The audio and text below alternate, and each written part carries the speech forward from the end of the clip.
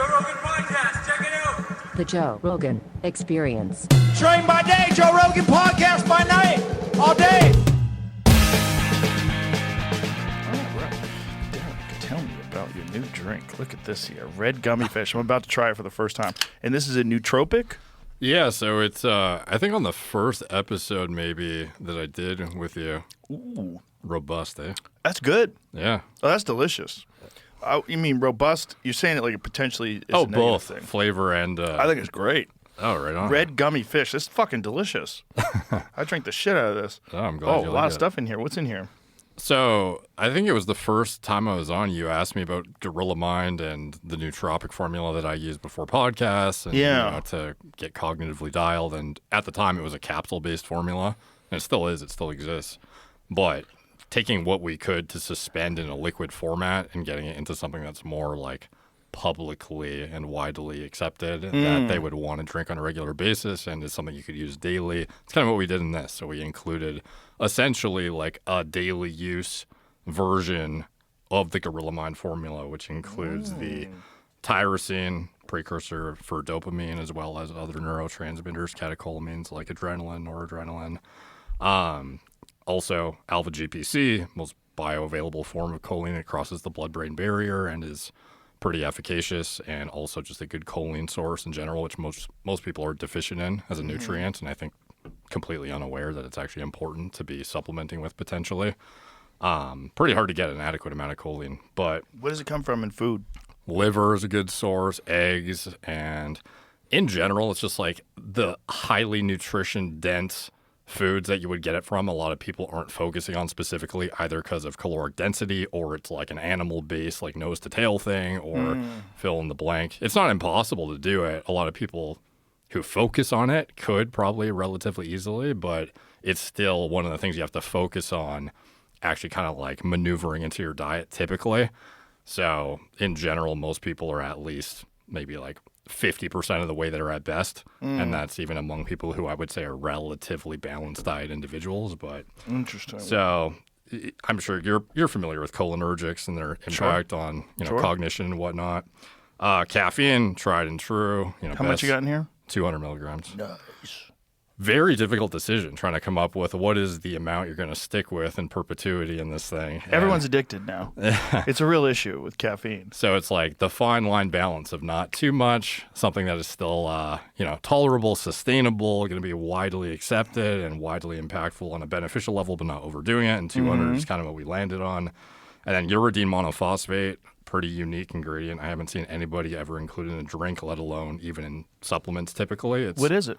So it's also something that operates via the cholinergic system, but in a different way. Mainly its utility is kind of enhancing your sensitivity to stimulants. So somebody who is otherwise desensitized from like heightened exposure to things that either desensitize them to caffeine or nicotine or things of this nature, or even some like the ADHD medications. This can actually, at least the literature suggests strongly that it enhances dopamine neurotransmission potential. So like almost restoring function and damaged dopamine producing neurons in the brain. So you can kind of get a heightened impact out of the same level of stimulant. So a caffeine dose that might otherwise be, you're used to it now, you start to feel it again more than you used to without having to increase your caffeine intake. Oh. Yeah, so it's a pretty cool ingredient, and it seems to have some neuroprotective properties potentially as well, and some interesting literature on like Alzheimer's and whatnot, but it's more like fringe and to be determined how impactful it is. And then on top of that, we have L-theanine. You're probably familiar with its effects. Stacked with caffeine, increases alpha waves, good for verbal fluency, as well as just general attention, concentration, but keeping you a little bit more balanced and mellow while you have the heightened stimulatory activity from the caffeine and the other kind of like dopaminergic compounds. And then also saffron extract, which is a totally unique inclusion in my opinion. Still don't really see it in nootropic formulas, let alone in drinks. And it's something that in literature is shown to be as efficacious as pharmaceutical SSRIs without inducing the same erectile dysfunction-inducing effects of it, and without causing the same anhedonia-inducing effects, which is kind of like the muting of like pleasure in the brain. So Saffron. Yeah, super interesting ingredient. It seems to be pretty impactful for depression, for anti-anxiety, and it also operates through a seemingly different mechanism, even though it's often stacked up against SSRIs for its comparisons and outperforms them or matches it with a relative lack of side effects. It is something that operates through seemingly antioxidant activity, some dopaminergic, some serotonergic, and it's just a little bit more of a benign way to achieve what is a similar outcome, but with a seemingly lower, if not negligible to non-existent side effect profile. I'm not saying that's what our drink does. I'm just saying that's what the literature on saffron says, and anyone could go look that up and reference it.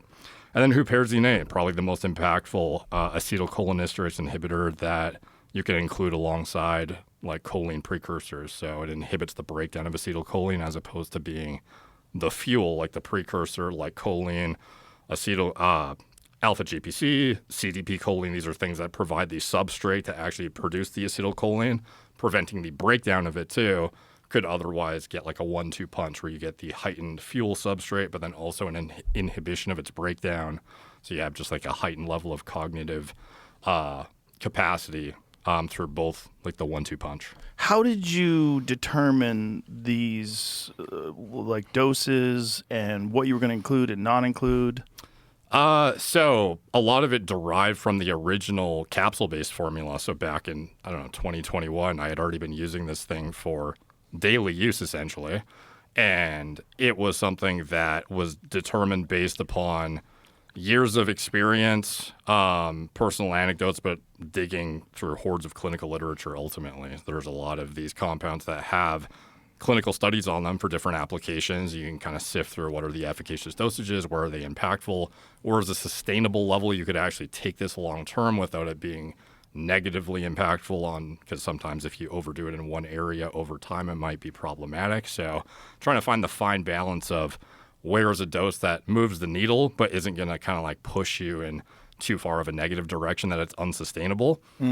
Because sometimes this stuff, it's like a hammer solution. You might see an energy drink that's like 300, 350 caffeine, and it's like, okay, you've essentially like singled out a lot of the customers who might otherwise benefit from it. Even if there was other good stuff in the drink, it's like only stim junkies can use it now, So this is kind of like the fine balance of what I thought to be the most sustainable version of balancing, dopamine input, serotonergic activity, getting some of that, anti-anxiety support, and also getting a reasonable hit of caffeine.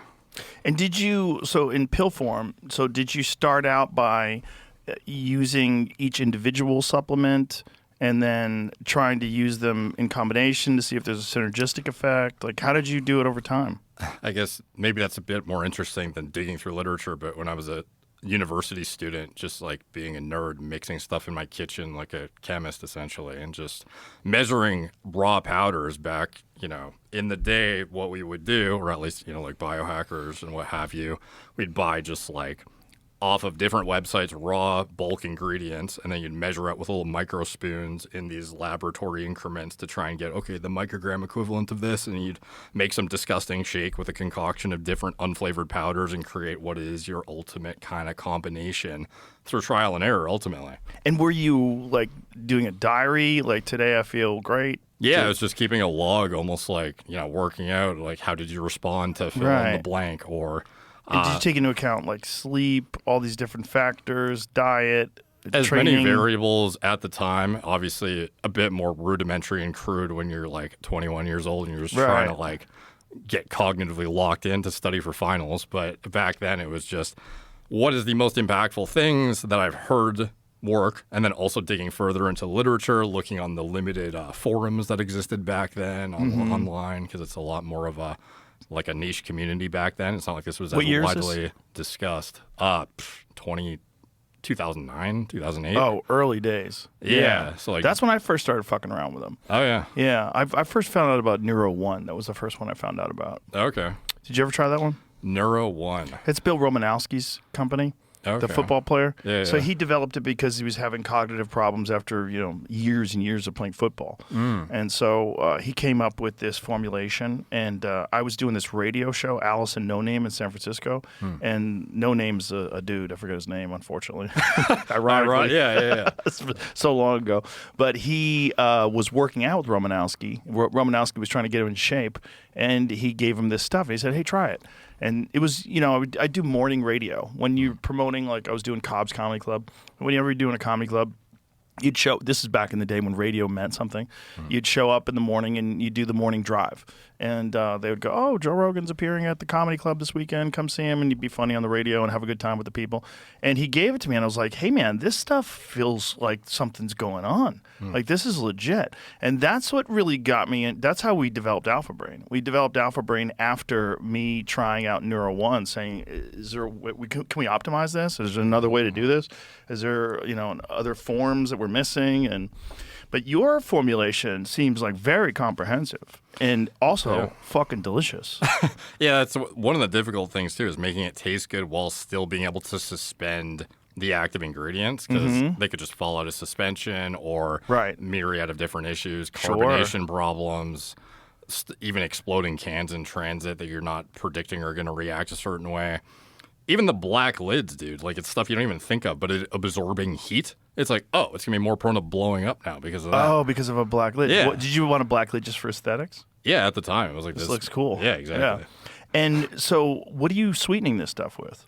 Primarily sucralose, which obviously, some people have their opinions on it, and that's totally fine and good. But in general, based on clinical literature, seems to be well tolerated. And what is the issue with it that people have? I think some people think it depends on the person and like the kind of content they make typically. And typically they have a bit of a bias. Yeah, but in general, it's, going to irritate your gut or it could cause GI distress. And for some people with extremely sensitive gastrointestinal issues, it can for sure. But in general, at the dosages used and just having it even conservatively, which most people are going to be, it's like pretty benign, at least from the literature I've seen. One of the things that we had noticed when we first came out with Alpha Brain was for some people, it's a small amount, but for some people, they would get headaches and they felt terrible after taking it.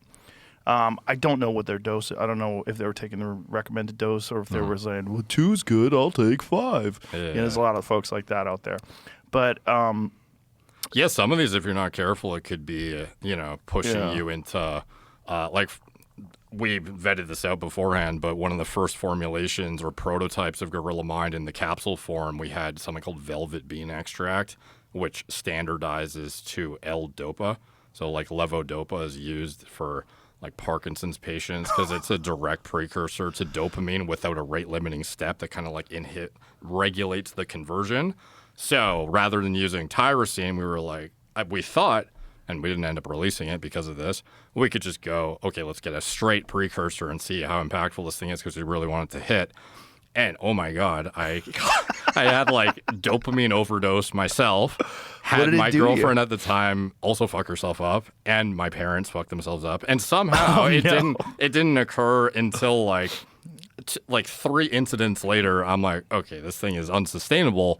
And I guess my business partners didn't really even think worth mentioning, which was kind of crazy at the time because they just trusted me to do the formulations and whatnot. But they had the same experience and didn't bring it up. And I'm like, guys, like we can't release this shit. And it was just like way too intense. What did it do to you? It just like makes you extremely nauseous. You feel like you have to keel over on a couch and just lie there until you feel like you can actually regain composure and start moving around again. Really? Yeah, dopamine. A lot of people think more is better. Right. You're going to have more motivation, more drive, more, the more the better is what a lot of people think, but similar to probably even worse than stimulants, because at least stimulants, you have kind of like a direct biofeedback through your heart rate's going through the roof and you're getting the anxiety. With dopamine, if you overdo it with something that you can't like rate limit either, you just like get sick and you just end up having to lie down for hours. Interesting. Yeah. One thing I like about a drink versus a pill form is that you can just take a little. Yeah, you can meter your dose. Yeah, because you take a pill, you're taking a pill. That's it. You can't unless you're going to cut pills in half or pour some of the capsule out. Yeah. No one's doing that. But this is nice because you can just kind of sip a little bit of it. How many of these can you drink in a day? I could drink a lot, personally. Like, you don't even want to know, dude. How many do you drink a day? On a typical day, probably 2 to 3, but I could. What's recommended? Oh, check the warning label, bro. What does the warning label say, bro? It must say no more than 2 a day, but I would say on a podcast, not more than 1 is what I would recommend. Yeah. Well, especially with all that caffeine as well. Yeah, you never know. In general, 400 milligrams is even like the FDA stated, everyone's going to be okay probably dose. But in reality, it's kind of crazy. A lot of people don't realize the studies done for caffeine-induced performance enhancement are all looking at like 3 to 6 milligrams a kilogram, which is like, unless you're a tiny woman, 400, 500, 600 milligrams are the doses that actually really move the needle when it comes to acute performance enhancement. Chael Sonnen used to take it in pill form. Yeah. Because he was saying that there's a level where they'll test you, where you'll pop, where they'll say, okay, you're in a stimulant level. Like you took a stimulant before you fought. Yeah, they had threshold concentrations that they would deem inappropriately high, perhaps for safety, perhaps because I thought it was an unfair advantage. I think that's what they were looking at it. It kind of depends though, because I think it was removed, and I don't think that threshold exists anymore except in the NCAA. I'd have to revisit it, but I'm pretty sure caffeine is like essentially you could go full bore at this point. Interesting. So 600 milligrams was what the efficacious dose was? So you can get performance enhancement as low as, I think some people it was like 1 milligram per kilogram. It depends on the person and tolerance, of course, but in general, the most tried and true studies when it comes to repeatable high impact with a proportional relative lack of side effects, but not none, was like 3 to 6 milligrams a kilogram, and some of the studies go even higher than that. Interesting. And what are the benefits? Like, what did they get? Like acute strength enhancement, Really? offsetting like any sleep-induced deprivation in performance outcomes mentally. You can pretty much offset like a shitty night of sleep and all the kind of detriments to your performance via a pretty solid dose of caffeine. Yeah, most of the stuff is kind of energy acutely offsetting performance decrement related, but also in a context of strength. High intensity activity, you can absolutely get a benefit from it. And there's a reason why, sprinters will take, modafinil or high dose caffeine, or powerlifters will take, massive doses of, pre-workout before a lift or whatnot. Like it's all impactful for your psychological state to get really like locked in a hyper vigilant state to really max out on what you're trying to do, whatever it may be. This episode is brought to you by Happy Dad Hard Seltzer. A nice cold Happy Dad is low carbonation, gluten-free, and is easy to drink. No bloating, no nonsense. When you're watching a football game or you're golfing, watching a fight with your boys, or out on the lake, these moments call for a cold Happy Dad. People are drinking all these seltzers and skinny cans that are loaded with sugar. But Happy Dad only has 1 gram of sugar in a normal size can. You can buy Happy Dad on the GoPuff app and your local liquor and grocery store, including Walmart, Kroger, Total Wine, and Circle K. And you can't decide on a flavor? Grab a variety pack: lemon lime, watermelon, pineapple, and wild cherry. They also have a grape flavor in collaboration with Death Row Records and Snoop Dogg. They have their new lemonade coming out as well. Visit happydad.com for a limited time offer and use code Rogan to buy 1 Happy Dad trucker hat and get 1 free. Enjoy a cold Happy Dad. Must be of legal drinking age. Please drink responsibly. Happy Dad Hard Seltzer, Tea, and Lemonade is a malt alcohol located in Orange County, California. I had a podcast the other day with Chris Masterjohn. Do you know who he is? Yeah, he's great. Great. And we were talking about the impact of creatine. And, and they're trying to figure out like what is the correct dose. And a lot of people are going 20, 30. They're getting pretty high, because the recommended was like 5 milligrams, I think. Yeah. And now everyone's saying actually the real benefits are at 20 and, at least 10. But you're getting a lot of what happens when people have sleep deprivation. And I'll butcher the science, so I won't try to repeat it, and I'd recommend anybody listen to the episode. But what he was essentially saying was it bypasses all of the problems that occur, and you could at least have a bridge to your performance would not be impeded by a lack of sleep, at least for a temporary, for a day or whatever. Yeah, definitely want to touch on that. But one thing to mention on the caffeine too is I think a lot of people, when they hear the stuff like, I heard you can go up to 20 grams of creatine, or, the highest impact dose in caffeine literature is, 3 to 6 milligrams a kilogram.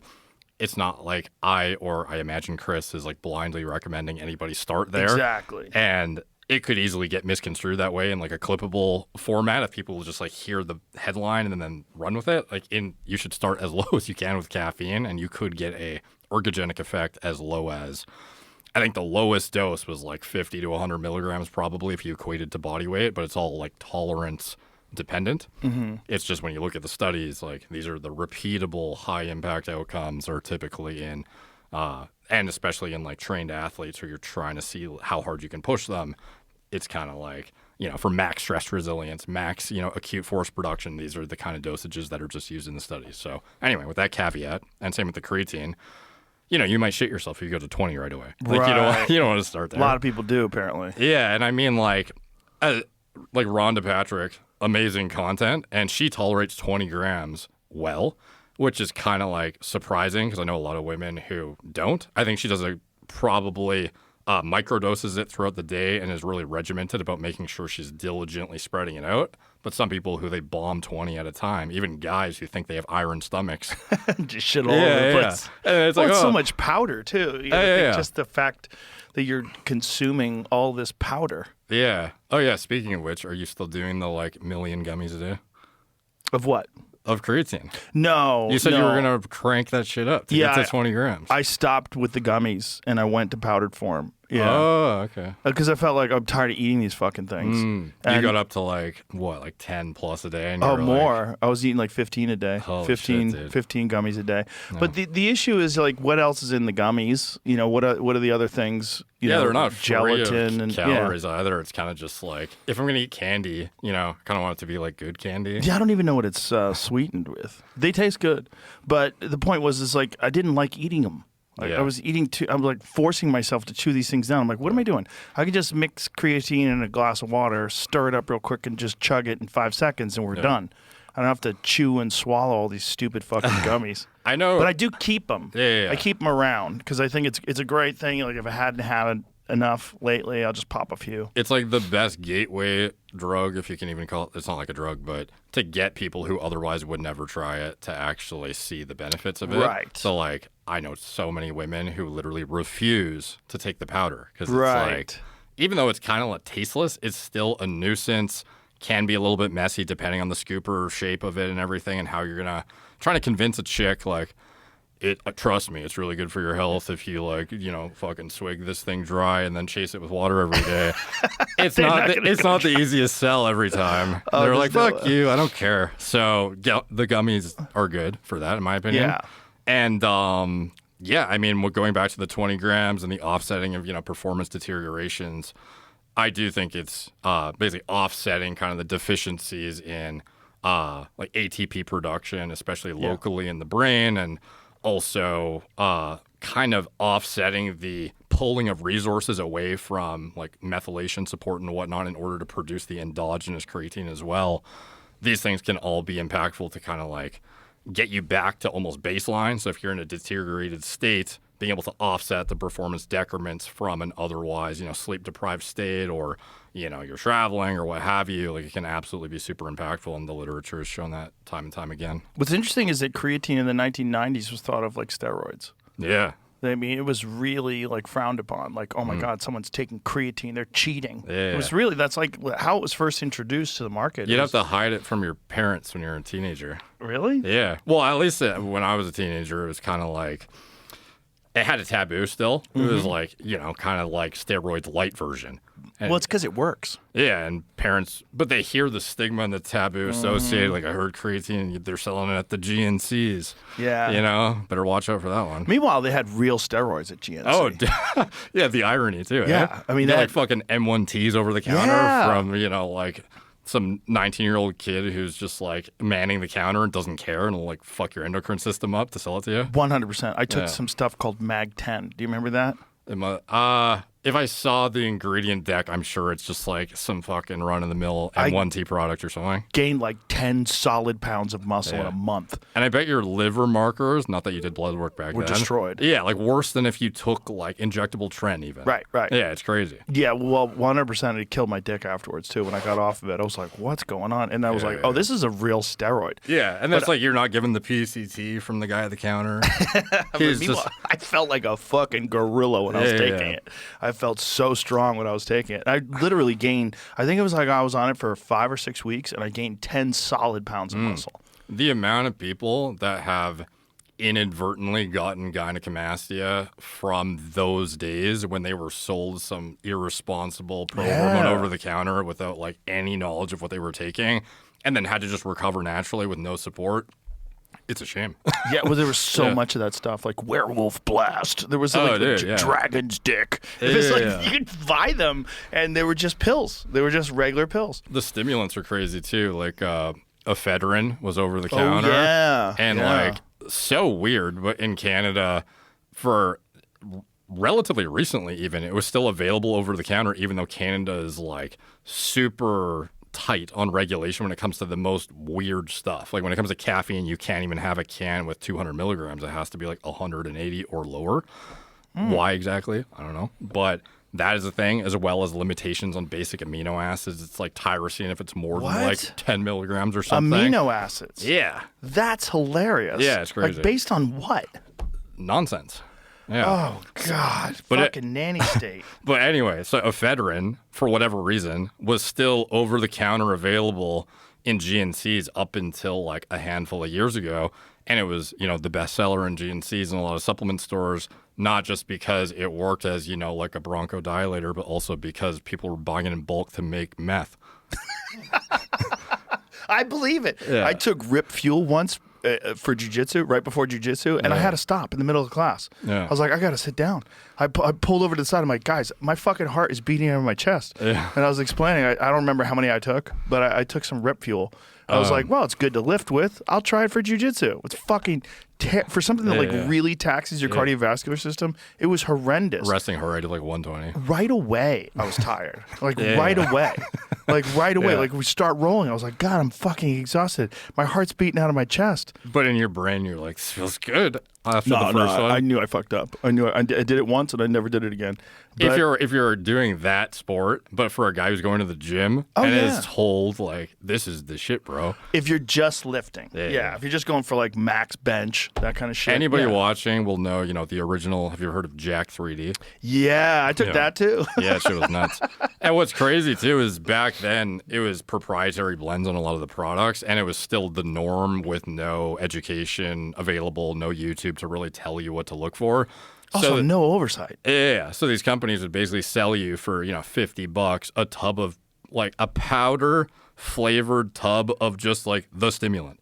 And then it was like all the other ingredients for vasodilation. They're like, fuck you. You're just getting DMAA, bro. And that's it. You were just getting like straight meth. Yeah. It was crazy. There was so much. Those were the Wild West days of like GNCs and like local vitamin shops. Yeah. Because you could get stuff that really worked. Worked like something that's highly illegal. Yeah. And you could buy it with a credit card. And the sales tactics were just like so ruthless, but you couldn't really prove them otherwise. Right. It's like, it was always like a pit bull with like giant muscles on the cover of it with like lightning bolts. Yeah. It's funny too, because some of these companies, it's like now we're in the mix competing with them on shelves or whatever. But I remember being like convinced back when I was a teenager by them, oh, you need, you know, Gakic, Lukic, and Krekic, and this combo that costs $250. Yeah. And it's like, you know, literally pressed tablets of like glutamine or something at a dose that doesn't even help. And they're telling me like, this is what Jay Cutler used to fucking prep for the Olympia. Sure. Yeah. He's like, look at the before and after of Lee Priest. He lost like 50 pounds of pure fat and kept all his muscle from Celtec. Oh, that's the dirty thing about those bodybuilders back in the days. They couldn't admit that they were on gear. Yeah. So they were all just telling you they were taking this stuff, and then they would be spokespeople for it. And it's, God, it was so deceptive. Yeah. It was so creepy. And you would have to know someone at the gym who would, you know, go, oh, I just want to be like Lee Haney. Like, no, that's not how he got that way. Yeah. Like, you got to take the real stuff. This is what he's actually taking. And so many people didn't think that those bodybuilders were on like hardcore steroids. Yeah, a lot of it's a deception at a mass scale for sure. I don't The think whole sport. Yeah. The whole sport was just a complete like 3-card monte game. Yeah. It's crazy because now it's almost full circle because, I was back then, at least at the time when I didn't know any better. Oh, I guess this guy must be natural because he told me so or whatever. And it's like, I'm skeptical, but like, and, in hindsight, it's absolutely ridiculous. But now a lot of bodybuilders are pretty forthcoming because it's more normal to be transparent and also not mislead people and, unethically sell things and just reality check people on what it's going to take to be at that level. And is it the risk you want to, subject yourself to? Because back in the day, too, it was like you didn't know if you had good genetics or not when it came to certain dosage responses. So you would like always think the next guy's just taking more than you. And it would result in guys unspokenly thinking this guy must just be taking 5x the amount of shit I'm on. So I need to go to like 5 to 10 grams of total gear per week now. And you would just like, that's what led to so many early deaths in bodybuilding, too. So I think there's another factor is that the consequences of lying and getting caught now are huge. Because if you lose all credibility and people know that you're just a bullshit artist, yeah, that too. And then they'll never trust you again. Yeah. Like you have one chance to tell the truth forever. Yeah. And the moment you violate that, you're always a liar. Yeah. And that's a giant fucking issue with whether it's actors or anybody. Yeah. Like all these guys who prep for roles and they're talking about it now. Like, oh, I took Anavar, I took this. Like Mickey Rourke did when he was talking about that movie, The Wrestler. I remember they were asking him on whatever talk show he was on. He's like, oh, I fucking took everything. What are you talking about? I took a that guy ton was a of shit. pioneer of interviews for that kind of stuff. Yeah, well, he's a wild dude. He'll tell the truth. Yeah, but you have one chance to tell the truth forever. Yeah. You violate that, and you're always going to be a bullshit artist. Yeah, a guy who's pretty good about that now is Frank Grillo. Yes. Yeah. He was doing some like men's health thing. And I have never seen men's health talk about steroids forthcomingly. Interesting. Yeah, so they had him on a sit-down interview. And they were like, so, what's it take to be at Is this recent? Yeah, it's like last year, within the last year. Oh, right. If not months ago. Is this when he was talking about Anavar? Yeah, and he talked about his TRT protocol and kind of like the realities of how impactful it actually is and improving his performance and how it makes him feel. And he was just like pretty non-sugar-coated about it. Well, he's a good example because he was clean for a long time. Yeah. Like he had like very low testosterone because he was just going on willpower. He was really just working out on willpower. Action Star lifts the lid on fitness, recovery, and the reality behind the scenes physiques. Frank Grillo 60 gets real about Hollywood steroid use. They all do it. Well, that is a fact. But he was not on anything for a long time, like deep into his 50s. And he got his testosterone. He's good friends with Brian Callen. And, he got his testosterone taken. It was fucking nothing. He had like zero. But he was just very disciplined and working out hard. But he didn't look like he was on gear. He just looked like he was ripped. He was like shredded. He was like in really good shape because he trained every fucking day. And he was doing a lot of boxing. So a lot of like heavy caloric expenditure, a lot of like long rounds, hitting the bag, hitting mitts, doing sparring. You're going to burn off so much calories, and also you're going to like your metabolism is going to be like completely jacked. Yeah. So then for him to talk about, okay, now I got on this, and then I got on that, and this is the improvements in my sleep, my mood, everything got better. Because he's talked about his testosterone when he got it tested was super low. Yeah. Yeah, it's probably one of the few examples, actually, still to this day, though, of somebody being like really transparent. I actually saw The Rock talking about peptide use recently, which was kind of like a... Interesting. Yeah. Dipping his toes in the water. Yeah, exactly. Well, he's lost a ton of weight, man. Oh, dude, yeah. It's kind of crazy. Yeah, and there's a lot of speculation about if it's like a health thing or what, but I don't know. That's tough to know because he just had the role where he gained the most size he ever has, too. Right. But that had to be terrible for him. Oh, for sure. But it's like, would you have subjected yourself to that if you knew? I don't know if he would have known, but you would have think proactively he would know how close he is to kind of like an issue.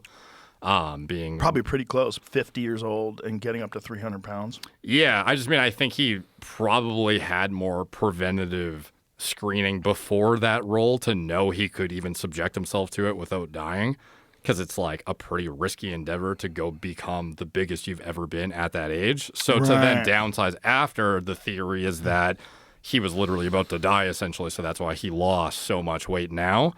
And I'm thinking, I think maybe he's just like trying to take like a health phase and kind of like come down in weight for a bit, and he'll probably like crank it back up. Honestly, I think and this is pure speculation. I haven't talked to him about this. I think based on what he tried to do with the Smashing Machine, I think he's trying to win an Oscar. He's trying to be a real actor because he was really good in that movie. Did you see it? Not yet. Planning on it though. It's the best mixed martial arts movie ever. That's not saying a lot because they all suck. But it's the most accurate in terms of historical matches. Like they had all the matches like with Igor Vovchanchyn, all these different people that he fought that Mark Kerr actually fought, and it's just a good movie. It's a really good movie. Like Emily Blunt plays his crazy girlfriend, and she's out of her fucking mind, and to the point where like they're arguing right before he fights, and you're getting anxiety watching. Like, oh Jesus fucking Christ! It's just such a crazy toxic relationship. It is Emily Blunt, right? I didn't fuck that up, did I? That is. She's fucking great in it too. It's just a really good movie that I think would have gotten a lot more credit if it wasn't a mixed martial arts movie. Yeah. Because I think, mixed martial arts movies like, oh, it's some fucking meathead, like rah, bullshit movie. But it's a very good movie. And he is Mark Kerr. Oh, he looks so accurate. So good. Yeah. He just, and not just the fighting stuff, man. The fighting stuff was great, but the acting stuff. Yeah. Like, he played that guy. And I know Mark. I was like, fuck, that's Mark. Yeah. That's nuts. It was so good. It was a really good movie. So what I think he's doing is the same thing Bautista's doing. Dave Bautista. But inversed. Well, Dave Bautista lost a lot of weight too. But I guess I mean like typically when actors are trying to get taken more seriously for more impactful like artistic creative roles, it's almost like the jacked meathead guy downsizes to do something more, like, I don't know, artsy. Yeah. But like this is getting as yoked as possible in order to be the art. Right. Whereas Bautista's like fully downsized, I think now. Yeah, but I think what I'm saying is now, what he's doing now, I think he's probably trying to get different kinds of roles. Roles where like, I mean, if you've ever met him? No. He looks like a superhero. He looks like a superhero. Like we worked out together. He came to the gym and I brought a bunch of comedians. We worked out and hung out. Like Tony Clinchcliffe was in his glory because he loves pro wrestling. We're all in the sauna together, hanging out with The Rock. It was the first time he probably still doesn't know that he uses gear. What's that? He probably still doesn't know that he uses gear. What do you mean? Hinchcliffe is just like... Oh, Hinchcliffe doesn't know that he knows he uses gear? I still remember the episode where he was dumbfounded that you and Chubb thought that he was doing anything. Tony like, The Rock? Seriously? He is locked into being a 12-year-old pro wrestling fan for the rest of his life. Yeah. It's like a religious thing for him. It's like, Mary was a virgin. She gave birth to Jesus. Like, I'm not kidding. Like, he fucking loves pro wrestling so much that he is completely locked in. He's a good example, though, of like a reasonably in the know guy who has friends in the space too. Like you and Shab know about this stuff. Yeah. And even he was like surprised that you guys thought that at the time. It is funny. Yeah. It is funny when you think about it. So imagine just the average person. They probably, Right. And also he's, been very coy about it and saying, actually not really coy, probably deceptive, right? Just like strategically perfect in his tact when it comes to avoiding it. Yes, that's the best way to describe it. Instead of saying I've never taken any steroids, he's kind of look over there. Yeah, exactly. But everybody who knows. It's one of those things. It's like you look at him and you're like, there's no way. There's no way. There's just no way. I think I can't imagine talking about peptides and putting the feelers out there would not eventually transition to like, it was recommended to me by my doctor to be on, hormone support or whatever. 100%. Yeah, like, I mean, you're kind of in that realm talking about it at this point, Just come out and say it. I've always just come out and said it. I don't see any problem with it. But I don't have that kind of a reputation. Like the problem with like being the pro wrestling thing is like you're a role model for the youth, and you have to, especially a guy like that. He's a giant movie star. You don't want to be telling everybody you're on gear. He probably wasn't for like a big chunk of his early career. In his early career, right. Yeah, his early career, I don't think he was. But I guess the problem is when I really became successful is when I just sauced my face off. yeah, that's the thing. When he became a superhero. I mean, the first time I met him, he had cowboy boots on, so he's even taller. And he just looked like a fucking brick shithouse. I'm like, but they're not even a real person. This isn't a real person. This is a superhero. Yeah. Yeah, it's crazy, dude. But I think he's still jacked. It's just Still very proportionally to relative to what he was. You know, it's kind of like anybody who used to be a bodybuilder or had significant amounts of size, even me, like people in my videos are like, you've lost everything. And it's like, okay, I'm not like non-existent anymore. I'm just like not a bodybuilder anymore. You know what I mean? Yeah. So if with him, it's like he's still yoked. He's like 230, 240 or whatever. Yeah, the thing is, like, super gearheads will always criticize. Oh, you look like a fucking chick now. they get crazy. Yeah. They said that about Bautista too, but he's like 240. I think he's just got to stop wearing like the weird tapered Gucci suits. It just makes him look a little bit more slender than it is not complimentary to his physique. He's still jacked too. Yeah, but it is complimentary if you didn't know what he used to look like. Yeah. That's what's crazy. Like, you look at him, the guy looks fucking great. Yeah. Like, Objectively, if you just look at it with no baseline. Like, pull up a photo of Dave Bautista now. And he's like, also just getting older. Yes. Like, there's got to be some level where you get acceptance of, like, okay, you're allowed to downsize so you don't die. Yeah, you could die. That's the thing. Like, if you're pushing gear at that age. So there's, like, look at Bautista on the right. You wouldn't say that's a small guy.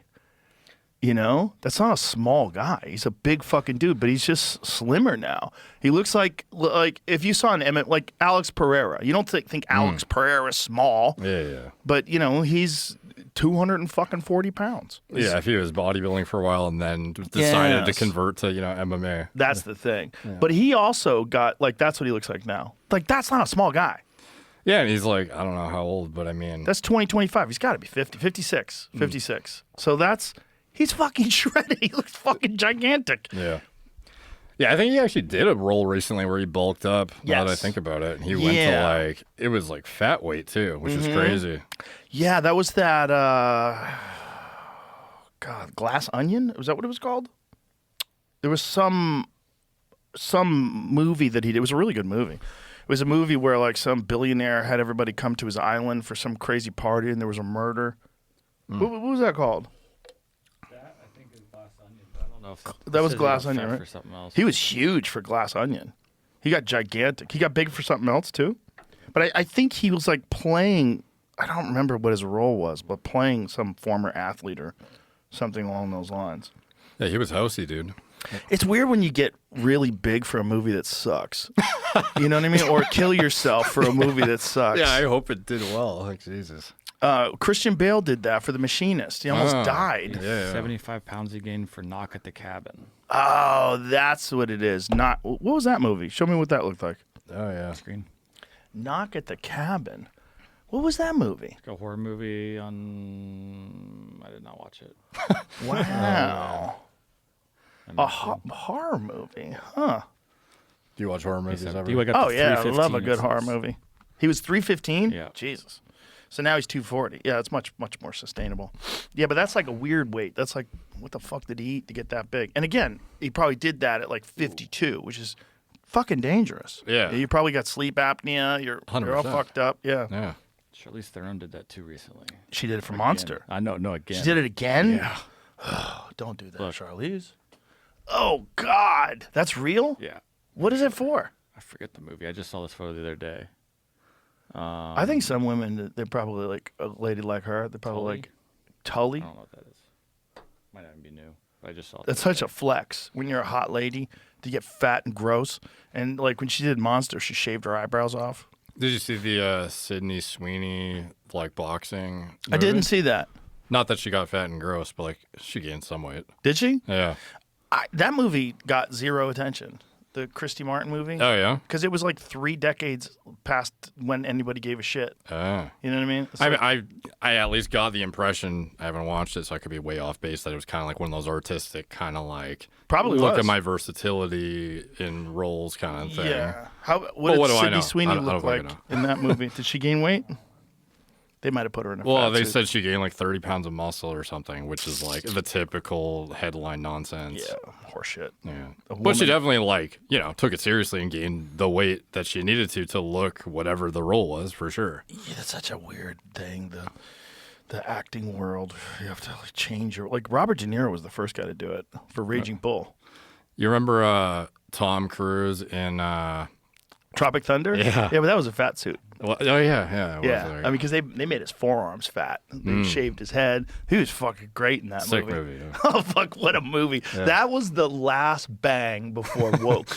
Yeah. That was the last movie that you could ever do like that before woke kicked in and essentially ruined great comedies because you couldn't go too far. You can't do that anymore. You just get in trouble. Yeah, it's like back then, if you were to ask, okay, have a hit list of just like ready to laugh your ass off movies that are just like low effort, you don't have to think too much, you can just sit down and enjoy. There's a bunch of bangers from back then. But it's like Yeah. nowadays, I don't even know what to go to. They don't happen anymore. Yeah. Like the Farrelly Brothers movies, like Kingpin, fucking great movie. There's so many, Something About Mary. There's so many of those like outrageous, hysterical movies that it was funny. I asked Robert Downey Jr. I was like, you couldn't do blackface in a movie today. He goes, oh, you could do it. But what would happen afterwards is the big deal. He got it in like it's like the scene in a movie where the elevator door closes right before the monster gets to you. Yeah. He got there just in Perfect time. timing. And like it was perfect timing where he didn't suffer from it. No, yeah, it's crazy to see the delta and just like, I don't even know what to watch when I go on Netflix now, to be Well, honest. with comedies, it's really fucking hard. It's really hard. The only thing that's really wild and free is stand-up comedy. Like to do a comedy movie and just go full Tropic Thunder is almost impossible today. Yeah. But if somebody did it, if somebody just self-financed it, oh my God, it would fucking kill. It would make so much money, and then it would open up the floodgates because people still want that. They still like it's not that you agree with everything these people are saying and doing. Yeah. It's comedy. Like I don't agree with John Wick killing everybody. You know what I mean? Like, Yeah. but he's not really killing everybody. Like it's a fucking movie. Yeah. And it used to be that you knew that when you went into these movies before everybody was like looking for everything to potentially be offended by. Yeah. It's just like ruined everything. What do you watch now? Oh, I don't watch comedies anymore. But like, just in general, do you have any like kind of just like low barrier? Just I sit down and turn my brain off. Type Oh, there's a stuff? lot of great stuff. You know what I watched last night, Jamie? You recommended Pluribus. Is that what it's called? I've only watched the first episode, but Holy yeah, what a weird shit. show, right? Holy shit, is That's it good? right up your alley. Yeah. Holy shit, is it good? It's a new Apple show. And I don't want to give away too much, but it has something to do with aliens. And aliens send a transmission to Earth, and there's this insane impact on society. But it's like fucking total left field movie. You don't see it coming. It's crazy. Or not movie, television show. And again, I like Jamie, I've only seen the first episode, but it's great. It's like, holy shit, he's giving you anxiety. It's so good. Did you guys watch what was that other Apple show that was really good? It was like in an office setting. I can't believe I'm forgetting it. Severance. Yeah. Yeah. You guys watch that? Severance was great, especially the first episode or the first season. First season was great. After a while, they get a little weird because you're running this very strange game that you're doing. These people remember and don't remember, and then you're fucking with the guy's head so he can remember, and then Yeah. What about Stranger Things and It? Those are two that my girlfriend has me watching right now. I watched the first episode of Stranger Things last night as well, or yesterday as well. That was great. Yeah. Yeah. Yeah, that's dude, it's kind of crazy how much time is between these seasons now. It's like you finish, I almost like don't want to commit to something because it's like, well, if I like it, Yeah. fuck you to me, you know? Fuck 2 you years for the from next now. 3 years Yeah. for the next season. Game of Thrones. Exactly. It's a great example of that. Oh, dude, House of Dragon, like good luck seeing the Ridiculous. next season, bro. Well, not only that, like, unfortunately, with House of Dragons, it's got to follow Game of Thrones, which is like one of the best series of all time. Yeah. And the characters just aren't as compelling for whatever Yeah. reason. And so I don't know who the fuck anybody is. So the new season starts. I'm like, who's that? Yeah, and maybe I just have like monkey brain, but I'm watching. I'm like, I didn't see a dragon the whole fucking episode. I need a dragon. I feel ripped off. Yeah, I need a dragon. I need that dragon to fucking kill somebody. Yeah. I need to burn somebody alive. Yeah, it's there's a lot of great shows now, but again, you can only, it's very hard to make a great comedy. You can make a great like mindless entertainment, like fun show. Slow Horses, that's a great show. That's is that an Apple show? I believe it is. Yeah, that's another Apple show with Gary Oldman. It's a spy, M5 or MI. What is it? MI5? What do they call themselves? Yeah, MI5. The numbers of the person, I think it's whatever. I don't know. Whatever it is, it's a spy show. Yeah. British spy show. That's a really good show It is too. MI5. Yeah, I mean, there's a lot of great shows to watch. Like I think it's probably the best time ever for content. If you just want to sit and be entertained, it's probably the best time ever because of streaming. Because streaming, instead of one episode, you're watching a show and it takes place over an hour, and then the next episode is totally different, a totally different subject line, different story. No, it's like the thing you get locked into these characters. Like Sopranos, I think was like the first one to really do that excellently, and drag it out over many seasons where you have this like running storyline.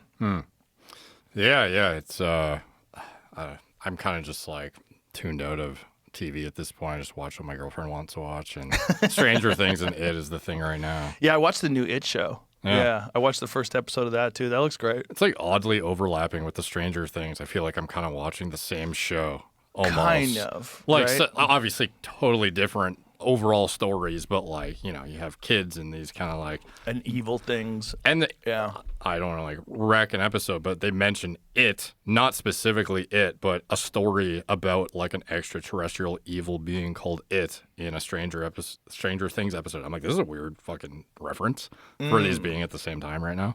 Yeah. Well, they probably didn't plan that out, right? I mean, Yeah, I don't know, man. What is it called? Welcome to Derry? Is that what it's called? Yeah. The new one?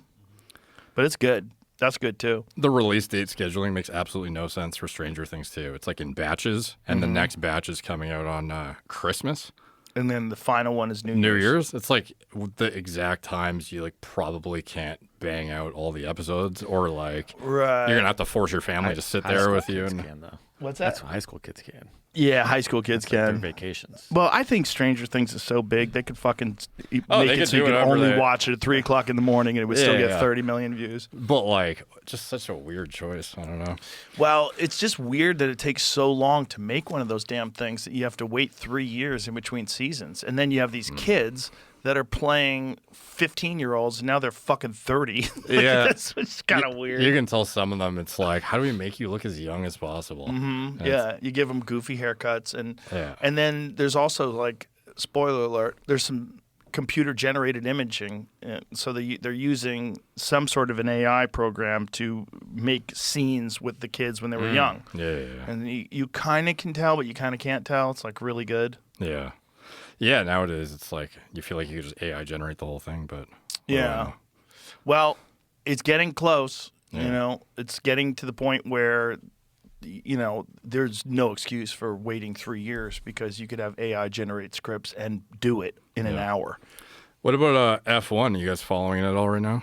The show or the actual No, just racing? the actual racing. I went to the F1 that was in Austin. It was amazing. This year? Yeah. Okay. It's awesome. For I think right now it's the first time in the last 15 years they've had 3 drivers coming down to the final race to win the championship between them, and the final race is this weekend. Oh, really? Yeah, it's like Where is it?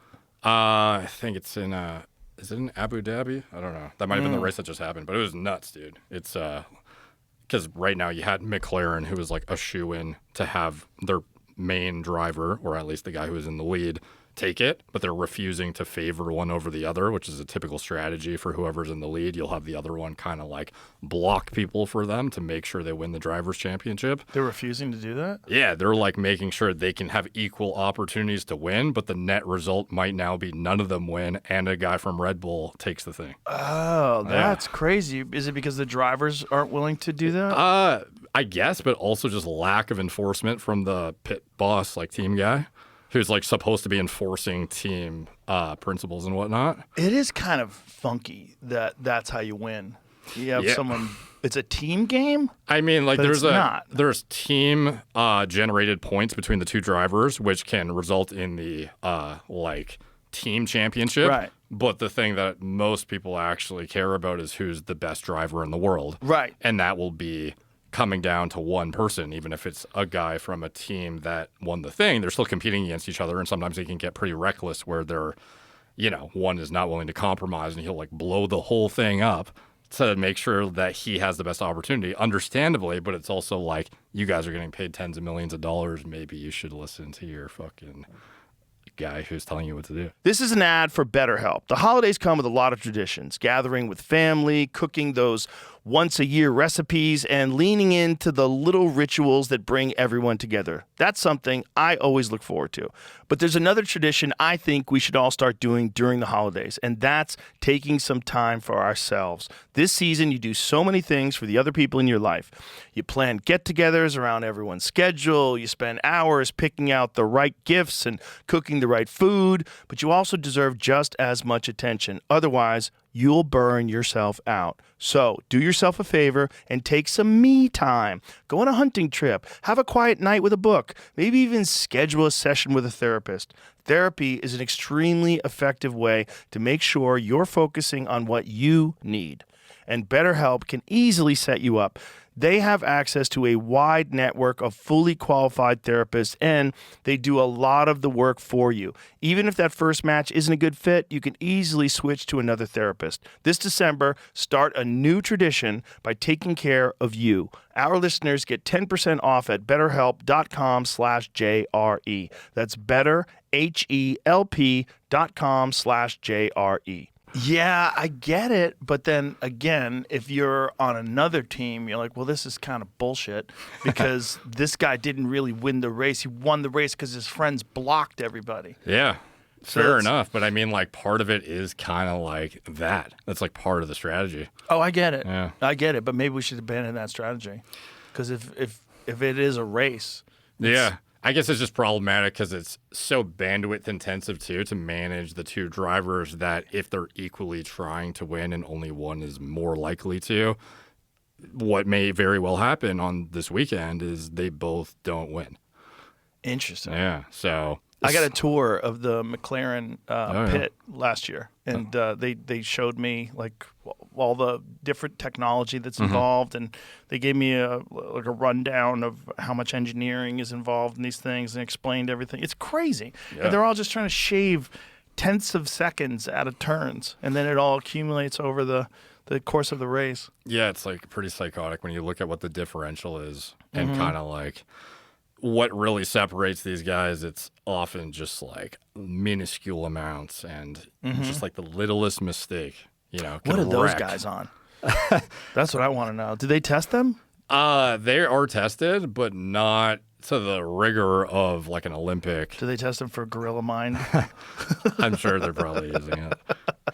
This is probably a good thing for them to take. Probably for something that's not banned, yeah. But Is any of this stuff banned, do you think, in Formula no, One? none of it. This is all like very straight edge, like really tried and true nootropics that work through kind of like endogenous pathways or things that otherwise backfill neurotransmitters, similar to like the creatine deficiency that we talked about. If you backfill it, and you can otherwise, have a readily available source of phosphocreatine to offset ATP deficits, L-tyrosine, stuff like that, similar just in regards to dopamine, for example. I'm an hour in, and I feel it. It's legit. Yeah, it's Right on. very legit. And again, it's very delicious, so congratulations on that. Oh, thank you. Appreciate Those that. guys lose a ton of weight, too, during those races. Oh, dude, so much water yeah, loss. because you're fucking hot as shit in those suits, so you don't burn alive if you crash. Yeah, so different strategies like hyperhydration, using things like liquid glycerol could be impactful to retain more water. Do they wear a diaper? I don't know, but How long is the race? it could be. I think it depends, but it's like upwards of an hour and a half. So Yeah, just piss yourself. yeah, Yeah, if just you gotta. sit in your own pee for an hour and a half. Yeah, you would have to. Yeah. I would imagine with that kind of money on the line, just fucking let it go, baby. Yeah, I don't even Yeah. know if you'd have to though if you're just like perspiring like a motherfucker. You They might come not. out drenched. Right. Yeah, and they've lost like That's a good tons of point. weight. Yeah. But sometimes in the sauna, I have to pee. Oh yeah. Yeah, sometimes I'm like 15 minutes into a sauna session. I'm like, God damn it, I can't hold it. So I got to go open the door and go out and piss outside, then climb back in again. Have you ever tried glycerol for hyperhydration? No, what is that? It's just like straight up glycerol. It's like a sugar, but it also has a hyperhydrating effect that you can hold upwards of an extra like, pound of body water if you have it as a supplement. So some endurance athletes will use it before events in order to retain more water in a way that is not. It enhances like thermoregulation, your ability to tolerate stress. You don't lose as much. You don't dehydrate as fast. There's a lot of upsides for its kind of like unique application. Maybe even avoiding pissing at nighttime could be used. Really? Potentially, yeah. Oh, that would help because I always have to pee. Yeah. One thing that helps me is sauna before bed, though. Sauna before bed, I can generally sleep through the night. Oh yeah. Yeah. So I'll do like a session about an hour before I go to sleep and no water after that. Oh yeah. That usually does it. Yeah, if you do a water cutoff that's like pretty regimented, it's probably the best overall strategy. As long as you make sure you hydrate in the morning. So I'm pretty diligent about that. First step in the morning, amino acids with water. I do that 99% of the time, like first thing, before coffee, before anything. And do you put electrolytes in it? Yeah. I take Gary Brecka's stuff. It's called Perfect Aminos. It's Okay. aminos and electrolytes. I get that in first thing in the morning. Just, get it out of the way. And I didn't used to for the longest time. I would just hit the gym right away and just drink water when I was in there. Damn. But I feel a difference. What about? I thought step one was cold plunge. Yeah, it depends. I haven't cold plunged in the last 3 weeks because I got some stem cells. And I'm still saunaing. So it seems like there's a lot of controversy about this in terms of like what you should and shouldn't do post stem cell injection. I have a very minor Achilles tear. When I was elk hunting in September, I twisted my ankle pretty bad, and I didn't think anything of it. I stopped limping after like 15 or 20 minutes, and I was like, I think I'm okay. And I was wearing at the time I was wearing very light boots. They're like just a real light boot that you wouldn't do for heavy mountain trekking, and we did some steep elevation, and then the real problem is going down, and when you're going down like several thousand feet over the course of like an hour, it's fucking brutal. And I twisted one of my ankles, and then the next day I put on a much higher, more rigid boot with great ankle support, and I was fine for the rest of the trip. But then That's the fucking worst when you just gotta like stare at the ground the entire time you're walking because the littlest off step you just roll your ankle or. not only that, you go down. Yeah. You could die. We were in pretty steep country in Utah, but interestingly, I didn't notice anything was wrong until I'd get into a push-up position, which is weird. So when I do 100 push-ups every morning, 100 push-ups, 100 bodyweight squats. That's my warm-up before I do anything. And so when I got into like a high push-up position with like my butt up in the air, it's a lot of stretching on the Achilles, and my left Achilles was fucking killing me, like sharp pain. I was like, "Fuck, this hurts," and I thought maybe it needs to stretch out. So I did some like jump rope. Doesn't bother me. Jump rope doesn't bother me. Nothing else bothers me. But that position bothered me, and it was bothering me for like 5 weeks. And I was like, all right, I got to get this looked at because it seems like it might be getting worse every time I do that. And so I got it scanned, and there's a minor tear in my Achilles. And Achilles tears are a fucking nightmare. If you blow out your Achilles, that's a nightmare. It's a long rehabilitation process. Blood flow to the area is pretty. Especially at 58. Yeah. That's a long recovery. I'm looking at a year before I could do everything again. Then you lose all your gains, all your cardio gain, everything. You can't move right. You're fucked. So I got a stem cell shot in there, and there's a lot of debate about when you should be able to cold plunge after stem cells. And a lot of the literature seems to say 3 months. It doesn't seem to think sauna. There's more indication that sauna is probably therapeutically beneficial for the stem cells, because the idea is that these stem cells are still in the area trying to heal the tissue. When you cold plunge, you kill them. But when you're doing sauna, you're increasing blood flow, and it might help them. So what they said is like, I wouldn't do anything for a couple weeks, nothing, and then after that, just sauna for a while. Yeah. So I haven't done a cold plunge in over a month. Seems I'm kinda- excessive. Not that. Scared. I'm scared to go back in. Yeah. Because I was so used to it. Oh, you got to get over the hurdle again. I'm so scared. Every time I do it, I almost don't do it.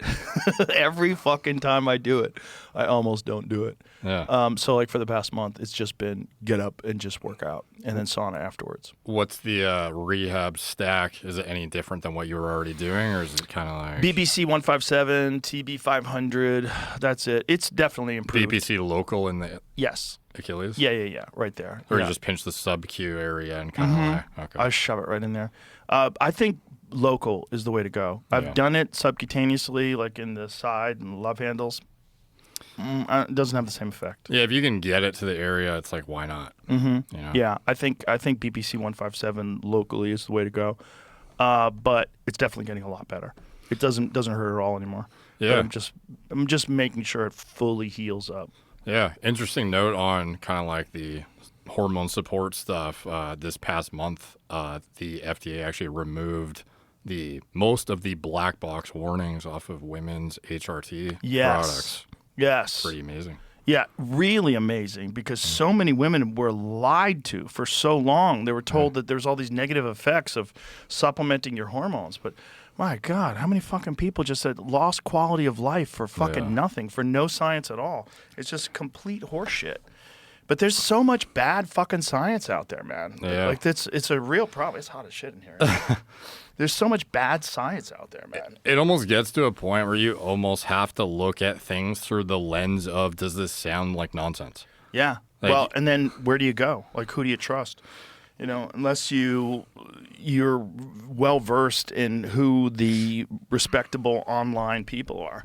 Yeah, like you might see however many studies that say fill in the blank exotic compound is like totally ineffective, and it's like, who was it tested on, for how long, what was the dosage, Right. you know, and like it might be a completely useless interpretation for your specific nuanced scenario. And if you hear hordes of anecdotes from everyone in your circle you trust who actually knows what they're talking about, has been in the trenches, knows their body well, like you can't really ignore that. What was the narrative about female hormones, and why did they do that for so long? Do you know? So I think it was in the 90s, the Women's Health Initiative were assessing the viability and safety profile of hormone replacement therapy. And I might butcher this a little bit, but in general, the overall context is relatively accurate, I'm sure. And it was like, of 1,000 women or something that they tested HRT. When I say HRT, I put in air quotes because like Estrogen. not even like human bioidentical estrogen. It was like equine horse piss derived estrogens. Horse piss? Yeah. For real? Yeah. So it was like literally the most synthetic, animal derived shitty estrogen that is not bioidentical at all, and also a synthetic progestin that is not bioidentical to progesterone. It's just like a progestin analog essentially that fulfills activity at the receptor, but is otherwise like, the equivalent of putting you on like a microdose of nandrolone or a microdose of, fill in the blank progestin derived compound or 19-nor derived compound that facilitates progestogenic activity, but just is not progesterone. So it's like to try and say, this horse piss derived estrogen formula and the synthetic progestin we apply to these women is the equivalent of you having been on what you would otherwise produce as a young, healthy, vibrant woman from a bioidentical estradiol and progesterone perspective, simply not accurate. But that's like essentially the comparison that they made and, presented it as such. And the result was a relative risk increase of breast cancer incidence, I believe, to the tune of like 1 of 1,000 women.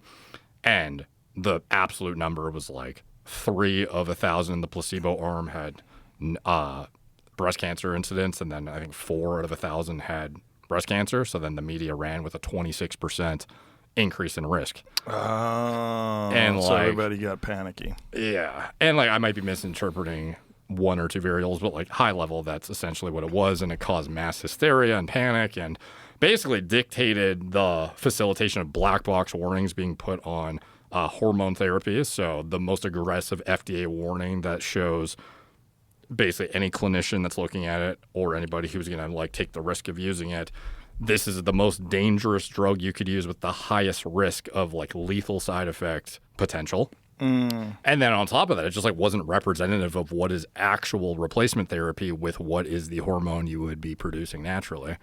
So for years, you know, we went thinking, oh, it's going to cause clotting issues, it's going to cause cancer, it's going to do this, it's going to do that. And only in the most nuanced edge case scenarios is it justified because, you know, that person just absolutely has a quality of life deterioration that is so significant that it's worth it to take the risk to use hormone replacement therapy. And it's like now, similar to some of the like common sense interpretation of things, like this doesn't make sense. Like look at all this literature showing the cardioprotective effects, showing the neuroprotective effects, showing the bone support and integrity. Look at what you lose if you don't take these hormones. Like you are essentially giving yourself a worse quality of life inevitably and deteriorating your health unquestionably. Like with men, there is some semblance of residual activity you can maintain, and some men maintain vibrant, you know, reasonable testosterone production until old age. But with women, it's kind of like right when the lights shut off, like drops off a cliff. Yeah, it's interesting how the initial narratives get stuck in the public zeitgeist forever. Like the initial narrative for testosterone replacement was you can get testicular cancer, prostate cancer, and it was just. It's so many people like, I don't want to mess around with testosterone replacement because I could get cancer. Yeah. And then Brigham Bueller explained that study.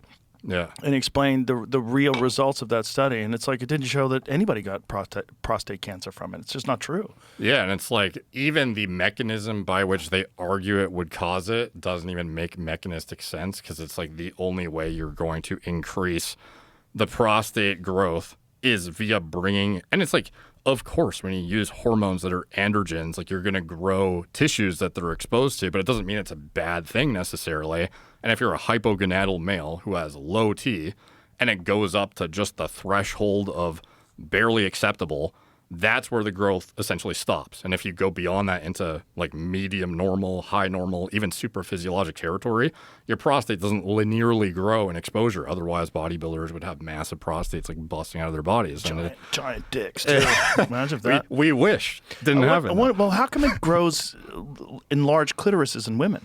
Because the physiology is essentially interchangeable in that you could have gone in any direction dependent on your exposure to these hormones. So right. It's XY. not. Yeah. So if a man exposes himself to significant amounts of estrogen and has hormone deprivation, there are some irreversible anatomical changes because they've already like matured that will not go away. But like with women, it's like the inverse, and you could otherwise get closer to that like extreme scenario where once your voice box gets to a certain like anatomical development, you can't necessarily go back to your high pitched, that's a feminine real problem voice. with detransitioners. They keep that voice forever, and it's the real problem is it never even becomes a man voice.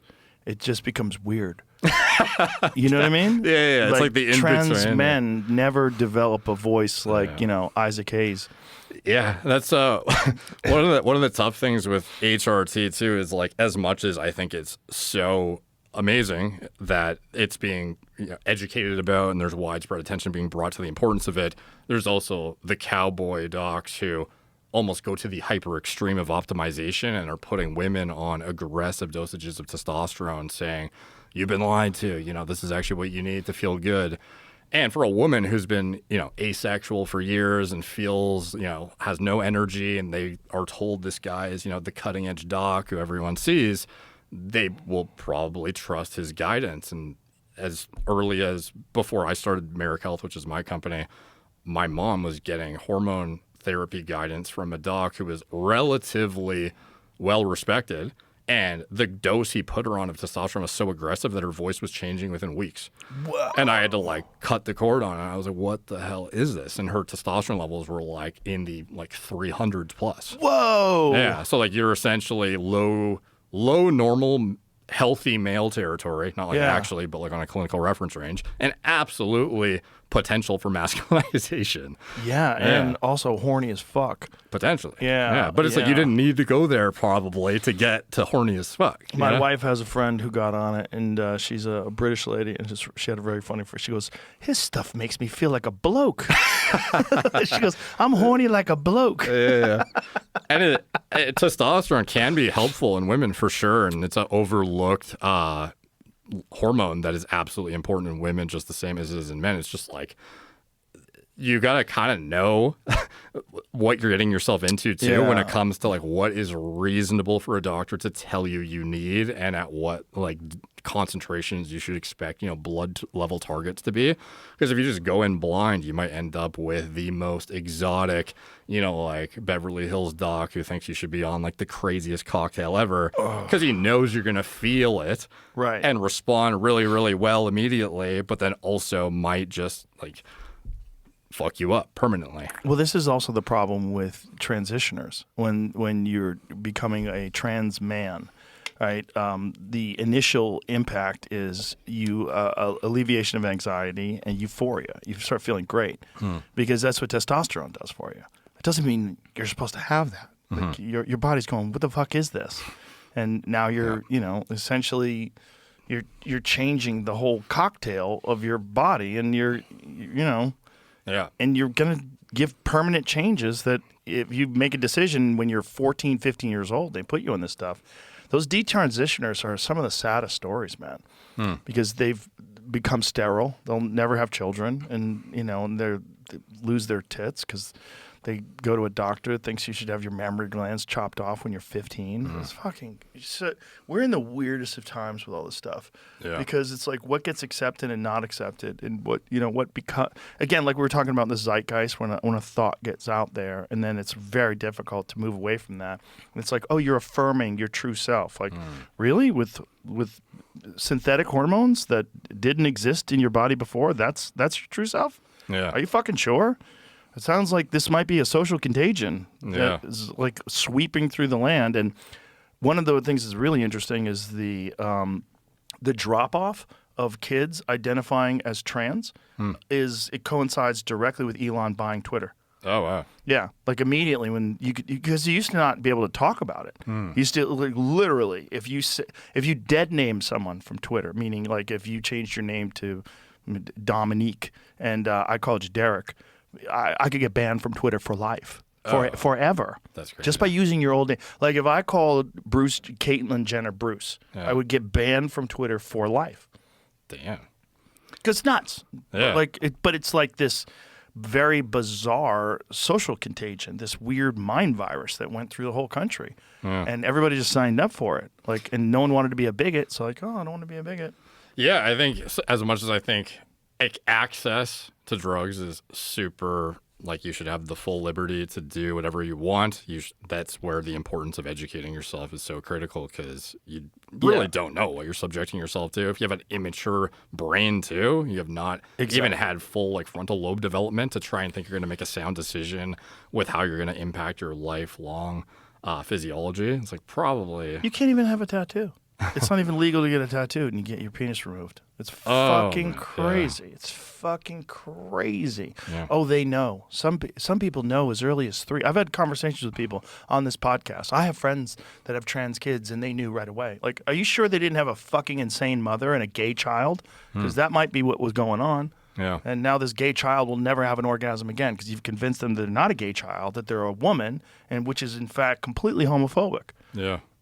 Yeah, interesting extreme of the scenario, but maybe on the opposite is guys who are in adolescence who are so hyper-educated that they use the knowledge to biohack their development into becoming as maximally tall and infrastructurally sound as adults as possible. Right. And that's a really interesting predicament because it's any reasonably ethical doctor will be there's no fucking way I'm touching that case of overseeing anybody's care who was doing that kind of thing. I was watching a podcast about this where this yeah. guy was talking about his son, and he's short, and his son is short, and Yeah. his son's friends were also short, and their parents got the kid on growth when they grew like a lot bigger than the parents. Yeah. Which is Alexander Karelin.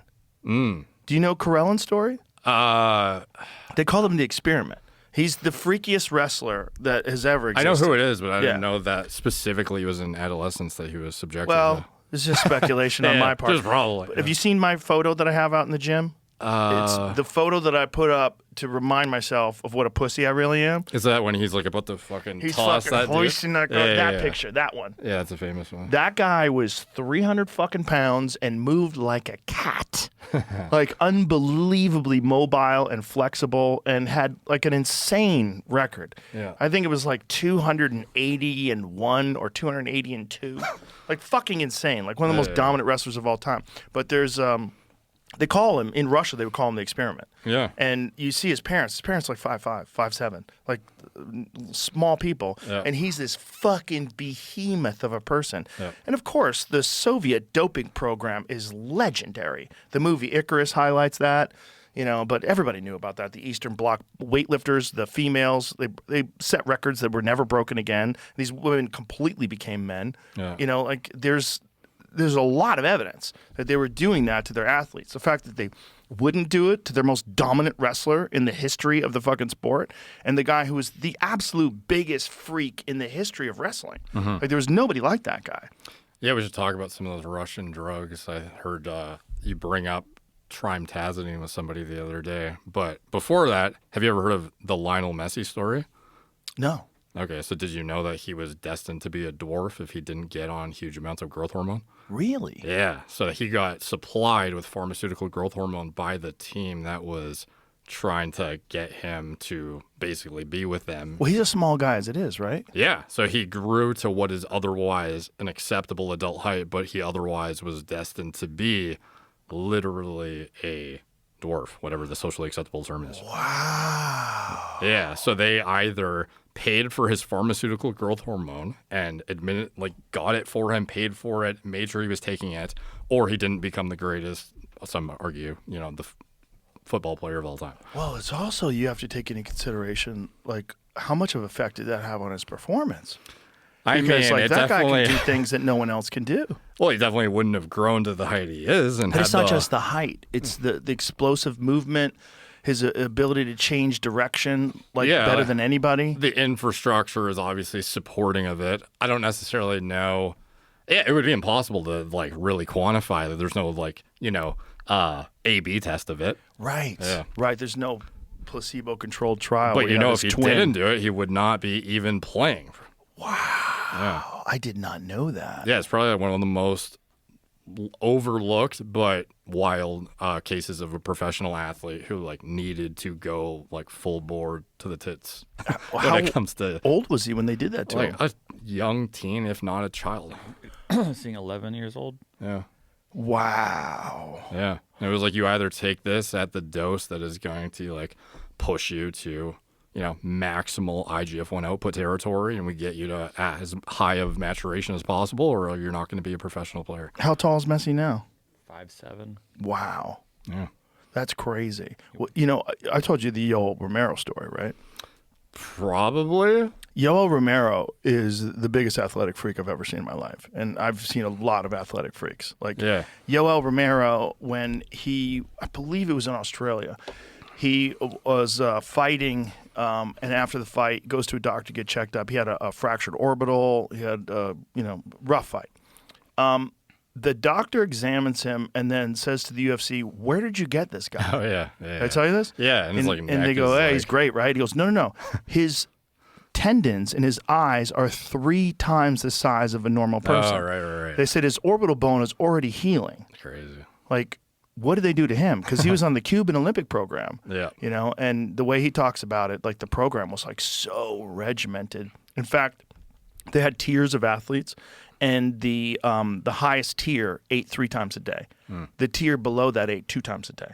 So it motivated you literally to get more food. Wow. To compete. And you're competing with these guys that their entire life is wrestling. Yeah. That is everything. And it literally can feed their family. It's a matter of whether or not their family gets food, whether it changes your social status. And he goes, and because of that, you become a machine. That's how he was saying it. I could do a good Yoel. You become a machine. And he's the biggest freak of all time. In fact, everybody who fights him says hitting him hurts. Yeah. What Robert Whitaker said is like hitting metal. He goes, dude, he's like, you hit the guy, he doesn't feel like a normal person. He goes, it's like you're hitting metal. He's still competing, but in, was it one? Is it? Dirty Boxing. His Dirty Boxing was his latest one. Oh, my God. He's almost 50. He's jacked as fuck. Now he's a heavyweight. Full six-pack. Almost 50 years old. Fucking gigantic. I mean, now he's got to be geared up. I mean, I would imagine, because he's in these like fringe leagues that, you know, You'd think. their drug test is a fucking multiple choice. Yeah. What are you on? Sure. I'm on Jesus. He had that famous speech. He was saying, don't forget about Jesus. He goes, don't forget Jesus. And Yeah. everybody thought he was saying, no gay, Jesus is not gay. Oh, my God. And so they thought he was homophobic. And he's like, no forget Jesus. But he was saying, don't forget Jesus. Like, Jesus is important. And everybody's like, oh my God, Yoel Romero used his platform to say homophobic things after a fight. Like, no, he can't speak English very well. Yeah. You know? And he's religious. I feel like, that guy, I always felt like if he just kind of like threw himself into the fire more, he could just like crush it. The problem is cardio. When you're carrying around that much weight, you know, first of all, his wrestling was above and beyond anybody else. But he would just like slug when he didn't need to. Well, they get in love with knocking people out, first of all. And that guy's explosive capacity was... He knocked out Chris Weidman, one of the fucking scariest flying knees I've ever seen in my life. It was a great fight up until the moment they put Chris Weidman into the shadow realm. But he hit him with this flying knee, just explode. He lulls you. So what Israel he looks like Adesanya, he's tired or whatever. then he jumps on you. Yeah, and his ability to close the distance is so... It's like, you think about wrestlers. Like, did you see Bo Nichols' last knockout? He knocked out Rodolfo Vieira with a head kick. Oh, yeah. It was spectacular. But what Bo Nichols is an elite wrestler, like a top shelf blue chip wrestler. And one of the things that wrestlers have is this ability to close distance, because they're on the outside and they can just shoot doubles. So that explosion naturally lends itself to closing the distance and striking, because it's the same kind of thing. If you develop good striking, and Rodolfo Vieira, who's like fucking super jacked, but he's a gi jiu-jitsu guy. Gi jiu-jitsu is all about strength and control, technique as well, but it's a tight game. It's not a game of like jumping, moving across distance quick. It's a game of they're gripping each other, and then, it's a lot about strength and it's a lot about technique, but it's not about closing distance. So Rodolfo Vieira is like a plodding, like really super jack guy, and Bo Nichols just light on his feet, moving on the outside and just closing distance, cracking him, getting out. And he hits him with this fucking bomb head kick and puts him to sleep. But it's that ability to close the distance. Nobody did that better than Yoel. Yeah. Yoel was the best at that, because he's just a fucking unbelievable athlete. Yeah. And with Izzy, he fought Israel Adesanya, and Izzy said, dude, I had to stay on the outside with that guy. I could not just go after him because the counters would come so fast. Yoel caught him with a big left hand early in the fight, and he was like, oh, well, fuck this. He's we're going to make this a boring fight. Yeah. I'm just going to win a decision on this motherfucker, because it's just the consequences of being too close to him where he can do that. Yeah. It's just, you have to fight a technical fight with that guy. Just stay on the outside, pick at him, move a lot. Don't set your feet ever. Never be in a place where he can just because he can just launch on you and blast you. Yeah. On the flip side of that, the leaping in the middleweight of Chimaev, ruthless to watch. That was like the most painful fight I've seen recently. Oh, yeah, the Dricus Duplessis fight. Yeah, well, that's just levels and levels above everyone else. Just in like grappling. closing distance, even when you know it's about to come. Can't Just stop like, it. Yeah. Once he gets his hands on you, you're fucked. Yeah. There's something about that kind of wrestling from the Chechens and the Dagestanis, and maybe even him more than any of the other ones. It's just so aggressive, and he chains things together so well. And if you're not training with guys like that, like Schaub told me that he went to see Chimaev when Chimaev is in training camp for Dricus Duplessis, and he called me up. He goes, "Dude, listen to me." He goes, like Schaub was a top 10 UFC heavyweight. He's been around forever. You know, he was in camp with George St. Pierre when George St. Pierre was in his prime, Nate Marquardt when Nate Marquardt was in his prime. He's like, dude, I've never seen nothing like this. He goes, they were bringing in world-class wrestlers, and he's fucking ragdolling them. He goes, he's a freak. He goes, he's going to fuck Dricus up. I go, really? He goes, dude, if he gets a hold of that guy, he's fucked. Turned out to be 100% accurate. Yeah, it was like the most obscene example I've seen. Of His just wrestling's like, it's obscene. That's a great way to put it. His wrestling's obscene, and if you can't compete, like this one thing that I said about Dricus after that fight was like that gap is so wide. That's like jumping across the Grand Canyon. Yeah. You're not going to make it. Like you would have to start. You'd have to get a time machine, go back to the time when you're 6, and start wrestling in Dagestan. Like you've got to like have those kind of skills to compete with that guy. Yeah. Only an elite wrestler who can also strike is going to be able to fuck with that guy. Yeah. Unless he gets silly and decides to strike with someone and they KO him. Other than that, I just can't see anybody fucking with that guy. Yeah, I mean, it's I guess needs somebody stylistically to match up to really. Bo Nickel. Yeah. But Bo has to grow as a fighter. You know, he has to grow as a fighter, and he's doing that. I mean, he's a unbelievably dedicated and disciplined guy. And if anybody can do it, he can do it because he's got that elite wrestling. That, like if they had a wrestling match, it would be fantastic. But Chimaev is a much better striker right now. At least has been. Up until this last fight with Vieira, which was a huge knockout. But Vieira was kind of a standing target for Bo. What did you think of the Usman positive test result? Kind of interesting. Oh, the bigger Usman. Yeah, his the brother. older brother. Yeah, duh. That's a duh. He's fucking huge. Yeah, I mean. It's Unfortunate, Yeah. you know, because the heavyweight division is so devoid of talent. Yeah. Gable Stevenson is the fucking guy. Yeah. That's the guy. That's the guy. He's not even in the UFC yet. I Yeah. mean, that Olympic gold medalist, fucking freak athlete, 250 pounds, moves like a cat. That's the guy that he's I sent a text message to Dana White. I sent him a video of Gable's last fight. I said, everyone's fucked. Everyone's fucked when this guy comes out. He KO'd this guy with a left hand. And then took him down as he was knocked out. Watch this knockout because it's so fucking crazy. The speed that this guy has. First of all, really good striking already, and he's only been striking for like a fucking year.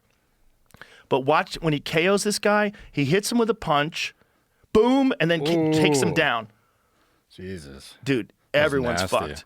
And then that's just nuts, man. That kind of speed is nuts for a heavyweight. Yeah. Look at that left hook. Boom, takes him down, smash. And then That's like a video game combo. Jesus. Exactly. And he can do backflips and shit. When he fought in dirty boxing, he knocks the guy out and then he leaps over the top rope and lands on the apron. Just leaps over the top rope with like effortless. Yeah. Freak. Just a real freak. And again, just like watch this KO. When he KOs this guy, well, first of all, this guy has no business being in there with them. But this is just boxing. This is what they call dirty boxing. Boom. So you could ground and pound guys. So is this like the modern day DC? Sort of? Oh, he's maybe even better and bigger, a lot bigger. like- You see how he jumped over that rope? Watch that again. Super Back- athletic, but like doesn't, kind of unassuming. Exactly. Well, I mean, not really unassuming. He's a fucking house man. He just Well, doesn't. I mean, he has if he's- higher body fat. Yeah. But look how he jumped over that rope. Oh, yeah, man. when you see that, of course. It's Watch it. Show that again. Yeah, that was insane. Well, look how the effortless. Look at just effortless. Yeah. Leaps over that fucking. That's like 5 feet. He just Yeah. jumps over it like it's nothing. And after fighting. too. After fighting, but literally with no effort, just hops over it like it didn't exist, lands perfectly. Yeah. He's a freak, man. Yeah. And he's training with John Jones, and he's training with like some of the best fighters, and he's trying to fight every month. He's trying to get as much experience as he can before he gets into the UFC, and he's coming. And everybody's in trouble. How old is he? 25. Oh, jeez. They're all fucked. Yeah. Everyone's fucked. I mean, everyone is fucked because there's other than John, there's no one that can wrestle with that guy in that sport. And the thing about a guy who can wrestle like that is if he can strike like that, the problem with wrestling is you're always worried about the takedown. So that opens you up to strikes because you're always like every feint you're thinking he's going to shoot for your legs, but then boom, he catches you with a left hook. And the speed that guy has, it's like a lethal combination of athleticism, speed, power, size, and an insane wrestling pedigree. I mean, Olympic gold medalist, as good as it gets with wrestling. I think the last time I heard you talk about a guy like this, at least when I was on, was Pereira before he came in. Similar. Yeah. Similar kind of thing where he's a specialist, but You were like, watch out for this fucking guy. Yeah. Yeah. Oh, yeah. I remember DC was like, come on, man. I'm like, dude, I'm telling you, this guy is different. Yeah. Because I had been a huge fan of Pereira when he was fighting in Glory. And, you'd watch him hit guys and they'd go flying across the ring. Yeah. Like, what the fuck is that guy made out of? Yeah. And when I interview him, like I put my hand on him, it's like this table, dude. He's like made out of oak.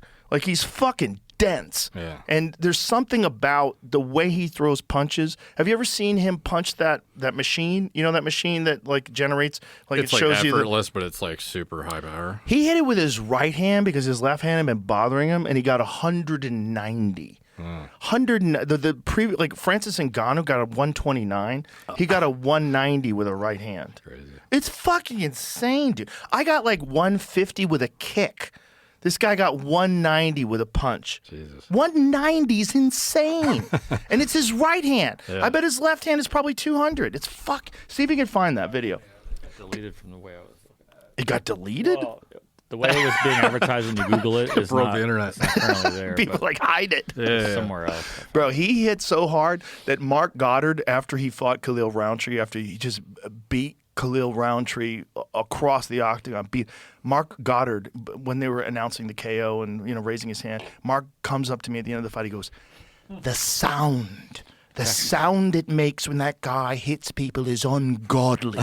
He goes, "I've been doing this for 20 years, mate." He goes, "It's ungodly." Watch this. 170. Oh my gosh. Bro. Yellow. Play that again. Play that. Just look at the force that this guy generates. There's something about it's the leverage because of his tech. That's us watching it. 170. Oh my god. Bro, that's nuts. Yeah. That's nuts. His power is a weird thing, man.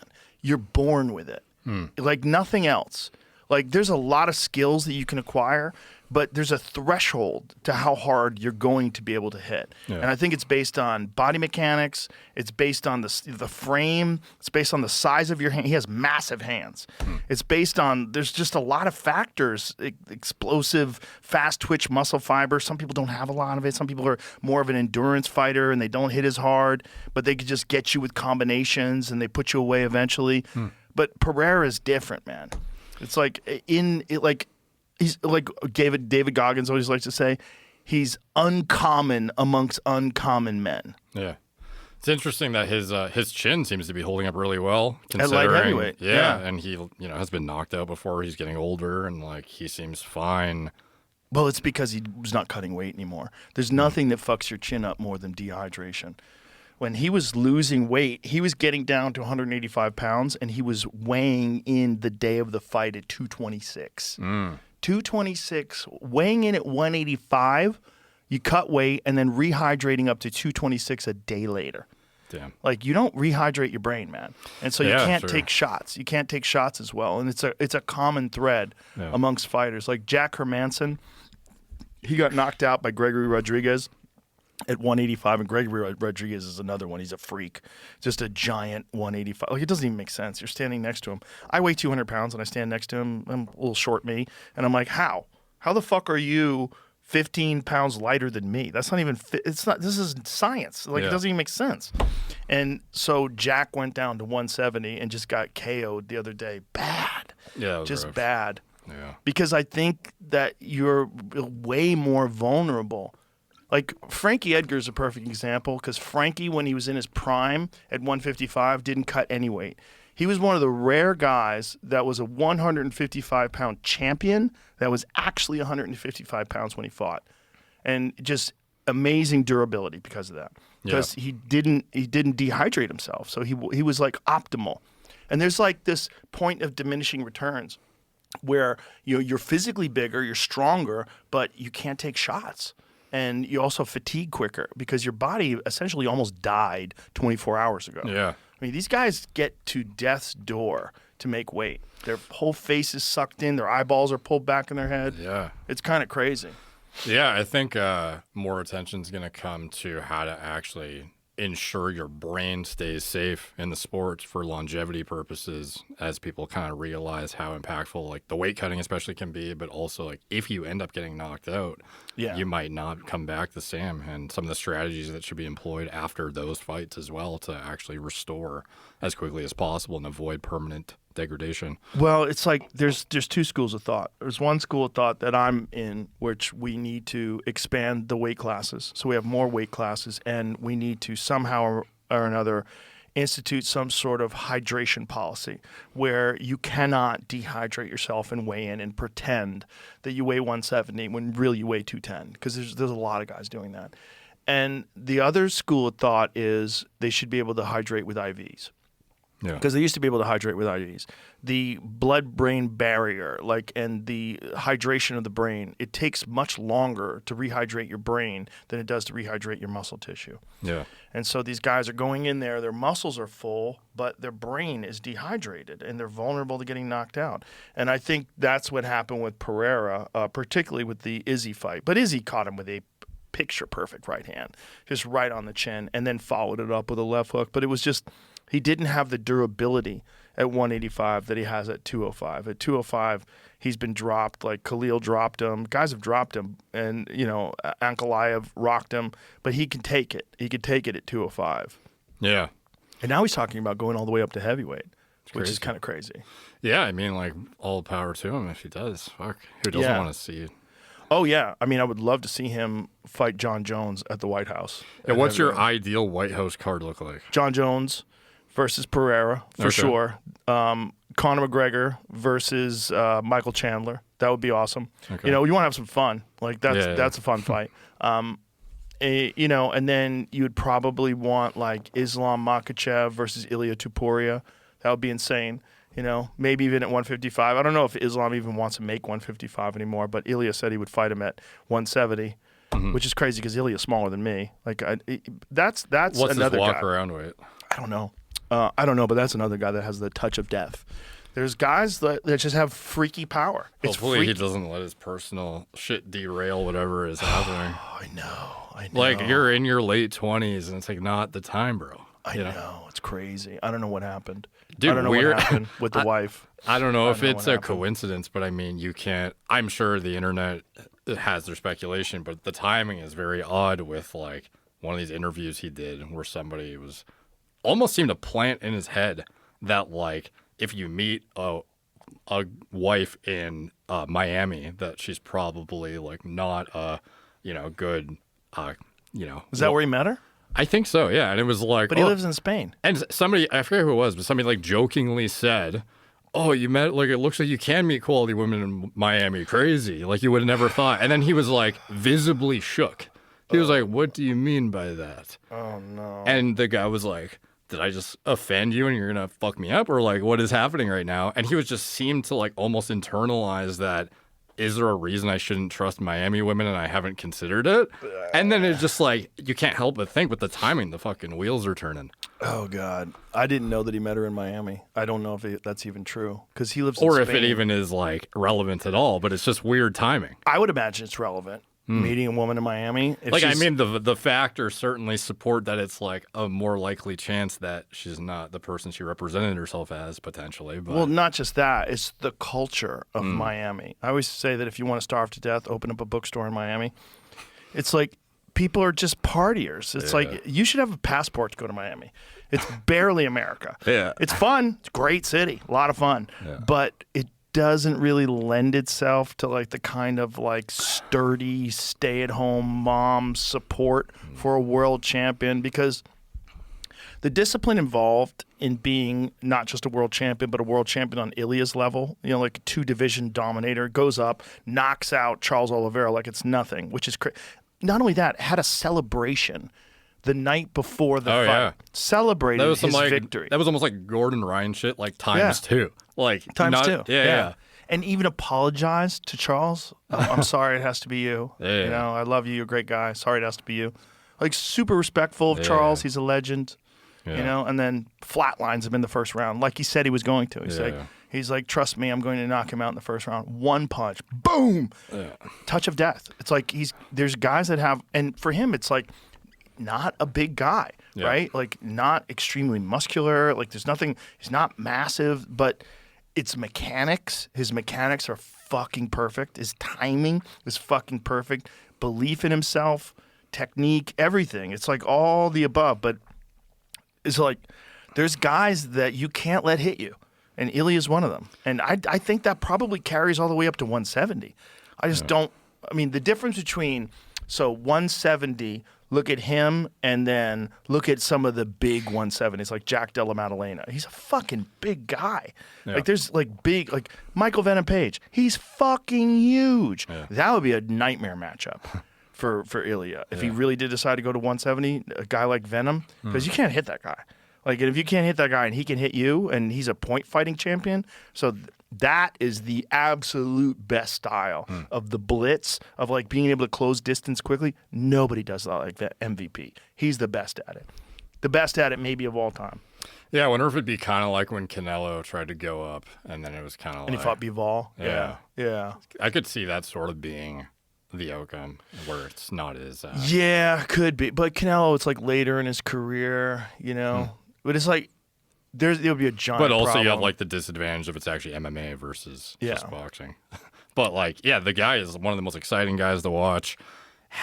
Is a great representative too. When he was on your show, dude. Like, is it better to just like not talk about any of it publicly and just like keep your relationship shit like private? You would think? I think most of your life you should keep it. I think social media in general, and not just for famous people, just in general, is way worse for people than it is good, especially Instagram. Yeah. I think many a person has ruined their life on Twitter. Many a person has said things on Twitter that's tanked their career, ruined their life. It's just the motivation to get attention for your words and your images is very toxic. It's very dangerous. And you're playing with explosives. It's just not smart. It's just not a good thing to engage in. I am much happier when I rarely am on social media. And so I like dip my toes in, see what everybody's mad about, and then I get the fuck out and move on with my day. And I never try to portray myself in any way other than who I actually am. I'm not interested in like some fucking, some video montage with fucking music and inspirational quotes. If somebody else makes that, that's fine. I'm not involved. But I'm not putting anything like that up and checking the likes. Get the fuck out of here. That's bad for you. I think it's bad for you. The good and the bad. The negatives, the people hating on you is bad for you. Like, oh, that's not me at all. Hey, why are you saying that? And then the good's not good for you either, because then you start believing your own bullshit and think your shit doesn't smell. It's crazy. It's bad for you. It's the opposite of mindfulness. It's the opposite of being in the moment. It's the opposite of that, because you're like living for other people's attention that you don't even know. You don't even know these people, and you're allowing them to comment on like your wife and your family. You're holding her hand and you're renewing vows. You're on your knee presenting her a ring in a video. What the fuck are you doing? Like, why would you do that? That's a private thing. If it's real love, it's between the two of you. And if it's like, if you're really working, work hard in silence. What is this? What are you doing? Like, what is all this about? But it's just for likes. Everybody is addicted to these likes. I want to see the numbers. Only 6,000 likes? This is crazy. I bared my soul for you. I just think it's really bad for people. Yeah. And also, it's like most people don't know what fame really is. They think they do, and then they get it, and then they think they can manage it, and then the fucking psychology behind it, and the spinning that goes on in your mind when you're trying to go to bed, and you're worried about all the mean things people are saying about you. It's like, ugh, it's just bad. It's just not good. What's the strategy now for you? You have burner phone, or like how do you just like divorce yourself from? I just don't read it. I don't read anything. And I don't. You did a burner phone for a while, though, yeah. right? Or is it just fucking annoying to deal with? I do have a burner phone. Well, I don't have a burner phone. I have a phone that I give to people that are just annoying or that I don't really want to. Like, I leave it at home and never check it. So there's certain, like, business stuff, and I don't want business stuff to be entering into my life all the time. So I have, like, regimented times where I check things and respond to people. But I think my next phone number, which I'm changing soon, is going to be no social media at all. And then my other phone number, I'm just going to do that with it. I'm just going to do my social media posts, all the stuff that I have to do, like, hey, I got a show coming up, or hey, this guy was great, it's a podcast happening. Post and ghost is what I do. Post, then get out of there. But I'm not going to have any social media on my new phone. I just generally think it's bad for you. And it gets in the way of, it's an abuse of precious resources. Yeah. That's what I think. So do you have like podcasts and stuff on it, or like how do you entertain yourself with actual social media, or like how do you... I'll entertain myself with YouTube. It's hard to not like have this shit infiltrate when you have like a taste of it. It's like before you know it, you're sitting on the toilet looking at social media or something. Yeah. That's another nice thing that I like to do is not look at my phone when I'm on the toilet. Just go to the toilet and just leave it there. I've been leaving my phone on Do Not Disturb too, which is also a nice thing. I like doing that. Put it on Do Not Disturb and check it occasionally. Every now and then, check it. And, you could set up Do Not Disturb where certain people can get through, like my wife can get through, my kids can get through, best friends can get through. But it's just like I think that for the most part, what you're doing is you're using very valuable resources on things that aren't valuable at all. Yeah, it's part of the reason I work best late at night, as much as I would love to have the perfect circadian rhythm and go to bed at the perfect time and align it with the sun going down, blah, blah, blah. It's like the only time my phone and all this stuff is not blowing up is in the middle of the night, and I can just focus and not have to think about stuff blasting me. Me too. Yeah, my best writing is always late at night when everyone's asleep. Yeah. And that's also, it's like there's something about late at night where the world seems a little bit more crazy. That I think my mind is like a little more tuned to danger and chaos, and just like it seems like more heightened because it's dark out. It's dark out and everyone's asleep. I'm like, what is the world really made out of? Like, that's where I do my best thinking. It's funny because when I look out, I just see like calm. There's no traffic. Yeah. And I'm just like, this is nice. That too, but night is when I worry about war. That's when I worry about. Oh my God, dude. Yeah, I know it's not good. Sometimes I let it get in my head. That's when I get my most anxiety about the future of the world, is at night. There's something about that. Do you still smoke weed a fair bit, or? Allegedly. Yeah. How's that? It's great for writing. Oh, that's not good for paranoia. Like I figured. That's what I was asking. Yeah, well, it makes you like hypersensitive to danger. Things too. And yeah. But it's really great for creativity. For creativity, there's nothing like it. And for comedy, it's a steroid. It's like the best, it is the best performance-enhancing drug ever created for writing comedy. Oh, really? Yeah, there's nothing like it. Like, especially edibles. Like, you have thoughts that, like, you're like, okay, I don't know if I would ever have that thought without weed. Like, that thought is, weed wrote that joke. I barely had anything to do with that. What's the ideal edible dose? Depends on your tolerance. Talk to Zero Joey tolerance. Diaz. 10. 10 milligrams might fuck you up, though. Maybe 5. Maybe 5 is good. That's like in the places where it's legal, like if you go to New York or LA, I think LA has a 10 milligram threshold. I think you can only get 10. That's the highest you can get. 10's a lot for someone who doesn't do it.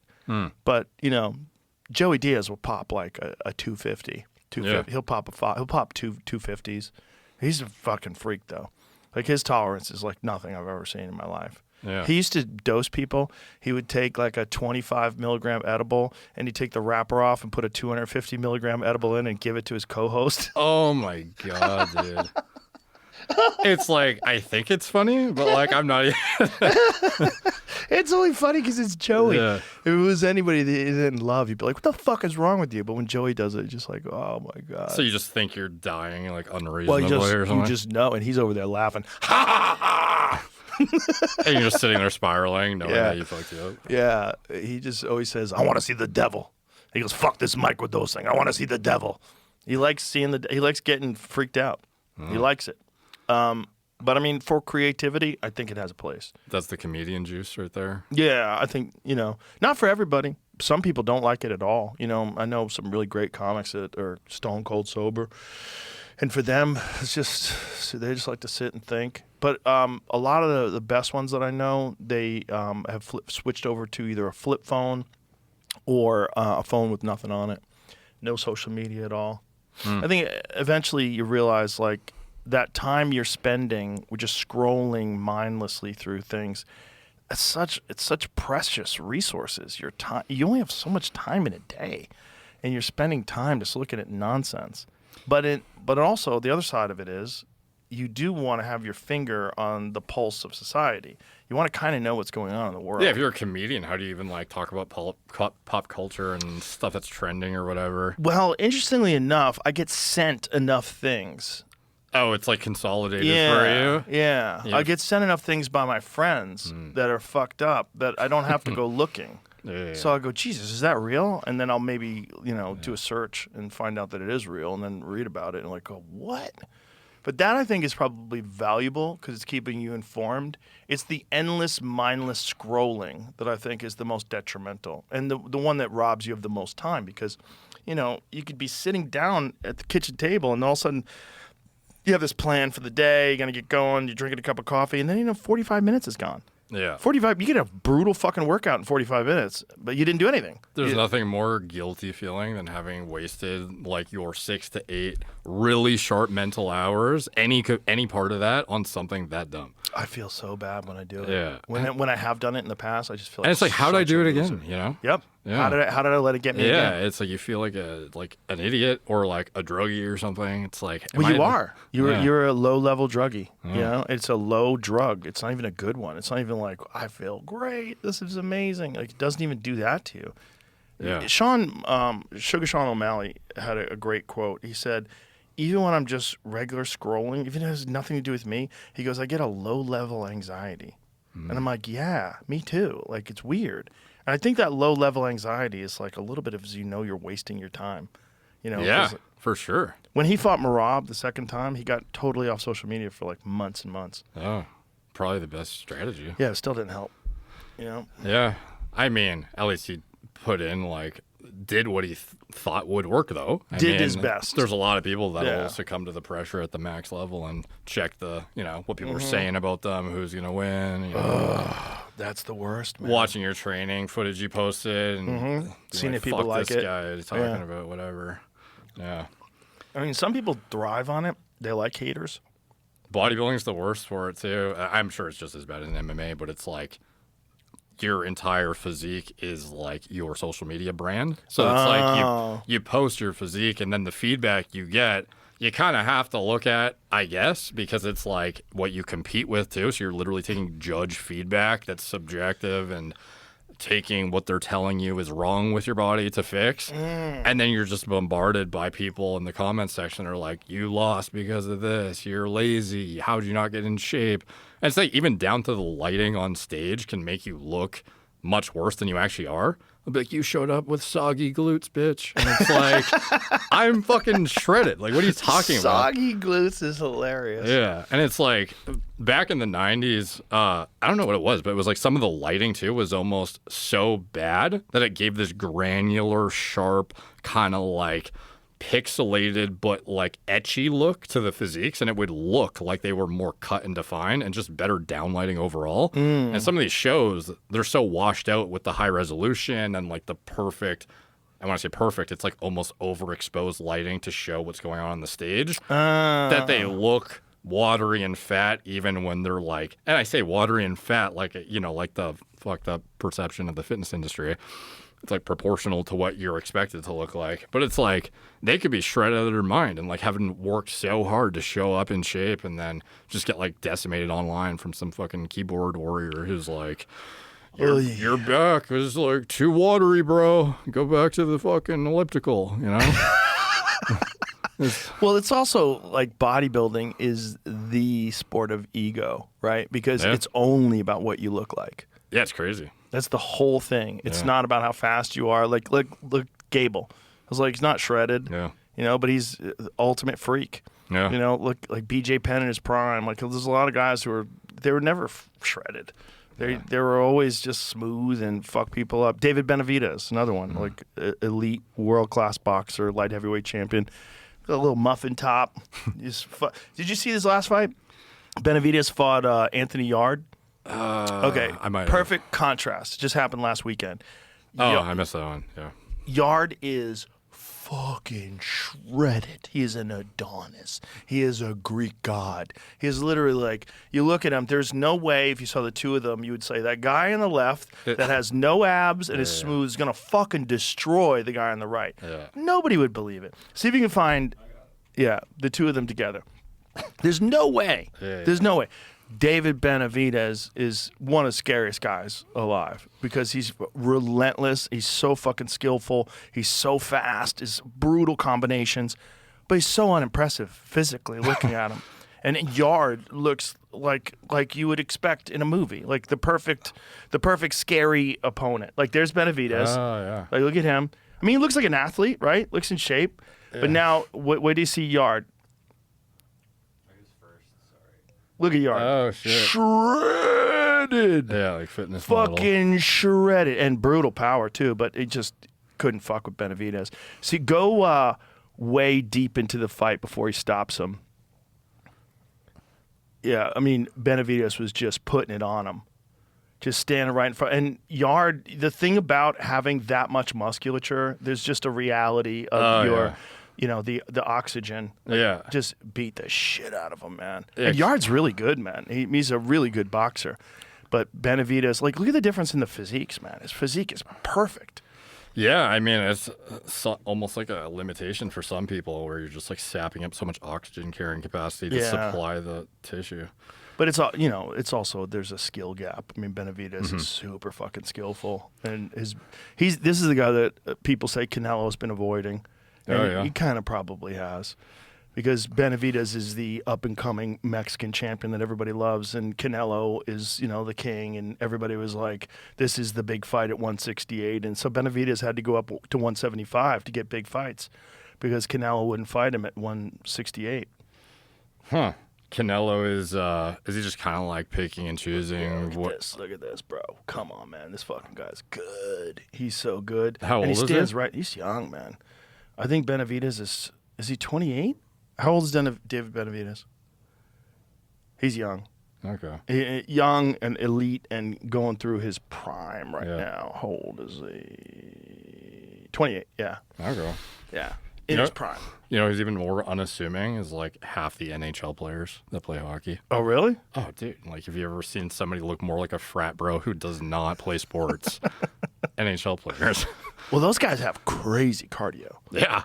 That's crazy. But you would never think. Like, I used to bounce downtown Vancouver, and we'd have the teams come by that would play the Canucks, and they would come party at the Champagne Lounge and the club that I was bouncing at, and he'd be like, this guy is like, a professional athlete. It would be the whole team, and half of them looked like, some dude that's like, you'd do like a fucking keg stand with at like, a party. And that's like the max of his athletic capacity is being like held up to chug some beer or something. Well, I bet those guys drink a lot. Oh, yeah. I bet out of all the athletes that drink, it's got to be hockey players at the top of the heap, right? Yeah, and they're fucking super athletic or good endurance. It's like just so unassuming physique wise. It's like it's all legs. Yeah, it's got to be all legs. I bet they're shredded from the waist down. Yeah, it's crazy seeing like the sport specific translation in actual like physical like physiology that's conducive to your sport. You see a sprinter, and it's like he's a fucking 100-meter sprinter, and then you see another guy, and it's like you might not even think he plays sports. I thought that when I went to the professional soccer team here in town, Austin FC. These guys have these fucking quarter horse legs, and then like real thin upper bodies. Like they don't use their arms. They don't. Use, I mean, it's literally unless you're a goalie, you don't use them. Yeah. So they have like tiny little upper bodies, massive fucking legs, and insane cardio because they're constantly sprinting. They sprint for 90 minutes. I mean, they're just running around sprinting. There's a couple outliers that do. Look up Adam Traore, I think it is. I might be totally butchering it. Ronaldo. Ronaldo's pretty jacked, yeah. He's jacked. He's like the hyper optimizer too. He really is. Yeah. I mean, that guy won't. Remember, there was a thing where they tried to give him a Coca-Cola, and he fucking took it aside. Said, "No, agua." Yeah. And Coca-Cola lost like $1 billion in stock. Whoa, look at that guy. Yeah. Yeah, that guy's a freak. Yeah. Well, there's always going to be freaks out there. Yeah. But it's crazy to see a guy like that excel so well too at a sport that you would think he'd kind of be like barely chugging along. Well, it's probably just because he's been doing it his whole life, and he has unbelievable genetics. Yeah. Genetics are a nutty thing, man. You can't outrun genetics, but they don't always help. Like, look at Yard. Yard has perfect genetics, right? Yeah. And then Benavidez, you would look at him and you go, "Oh, that's not the best genetics." Like if he was a bodybuilder, you'd like, "Get the fuck out of here." Yeah, it's crazy too because sometimes you might just have like nice looking round muscle bellies, but you don't actually have like mitochondrial density to support athletic endeavors. So you're kind of just like a show thing. You're just like a cosmetically pleasing athlete, but not actually able to translate it into anything. Yeah, that's weird. I've always thought that was weird. I always thought that was weird and striking because there's a lot of guys that are just built like fucking brick shit houses. And then you see them hit the bag and you'd be like, this is nuts. Like you have zero power. It's weird. Yeah, and it's like you would think objectively more muscle equals, but sometimes they're like weak as shit even in lifts. It's just like the development, the hypertrophy they get from it is just disproportionately better. That's weird. Can that be optimized though? Like if they have like unbelievable looking physiques, is it just that they're not doing as much because they don't need to look great? I think there's definitely specific training for purposes that would be conducive to sport that maybe some might be neglecting for sure, and ways to optimize for like for example, you don't do hypertrophy work for bodybuilding because it's not conducive really to what you're trying to get. And I think some people, they want the best of both worlds and they want to like look the part and also perform. So they might be sapping bandwidth that could be allocated towards more optimal things that don't make them, as cosmetically pleasing. And there's definitely things you can do from a support standpoint when it comes to, nutrition, supplementation, etc. But like you are ultimately going to be capped to some extent by genetic coding when it comes to like density of certain receptors, and like you can upregulate it to whatever capacity you can, but like you can only push it so far before you've kind of capped out. It's interesting because like the really bulky guys, they just never have the same fluidity that the guys that are built like Benavidez have, where the punches flow and these effortless combinations of perfect technique. The really jacked guys that look like they're destroyers. The flexibility is so much more limited too when you're like that though. Oh yeah. Yeah. Unless you really work at it. Yeah. Really work at it. Yeah, and you have to have a intentful approach to making sure you can maintain, the flexibility that might otherwise just be innate to somebody who doesn't have to deal with a giant deltoid that like fucking... right. Yeah. Jocko, Jocko. Yeah. I've hunted with him before, and Jocko, like a correct archery release. Correct archery release is you're supposed to get a surprise shot. So as the shot breaks, your arm kind of goes back like this. Jocko is so jacked and he has such limited motion that his archery release is like this.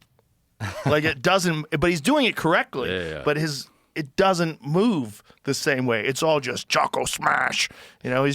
His body is designed to choke the shit out of you. Yeah. Like that's all it's for. His body's designed to get a hold of you, take you to the ground, snap your fucking arm in half. That's what it's for. Yeah. It's just force and strength and and it's funny. I'm like, does your arm not move that way? He's like, no, it doesn't go back. I'm like, that's funny because I'm watching his archery release. It's perfect. But there's, you watch like a Levi Morgan, a world champion pro archer, like as the shot breaks, their arm just goes back like naturally, just like flows. His just goes, it just moves a little bit. When I was at my peak of bodybuilding size, I was in the middle of a job as a lifeguard and teaching swimming lessons to kids. And part of the teaching swimming lessons would involve showing how to do the different strokes of, back crawl, front crawl, breaststroke, all the different things.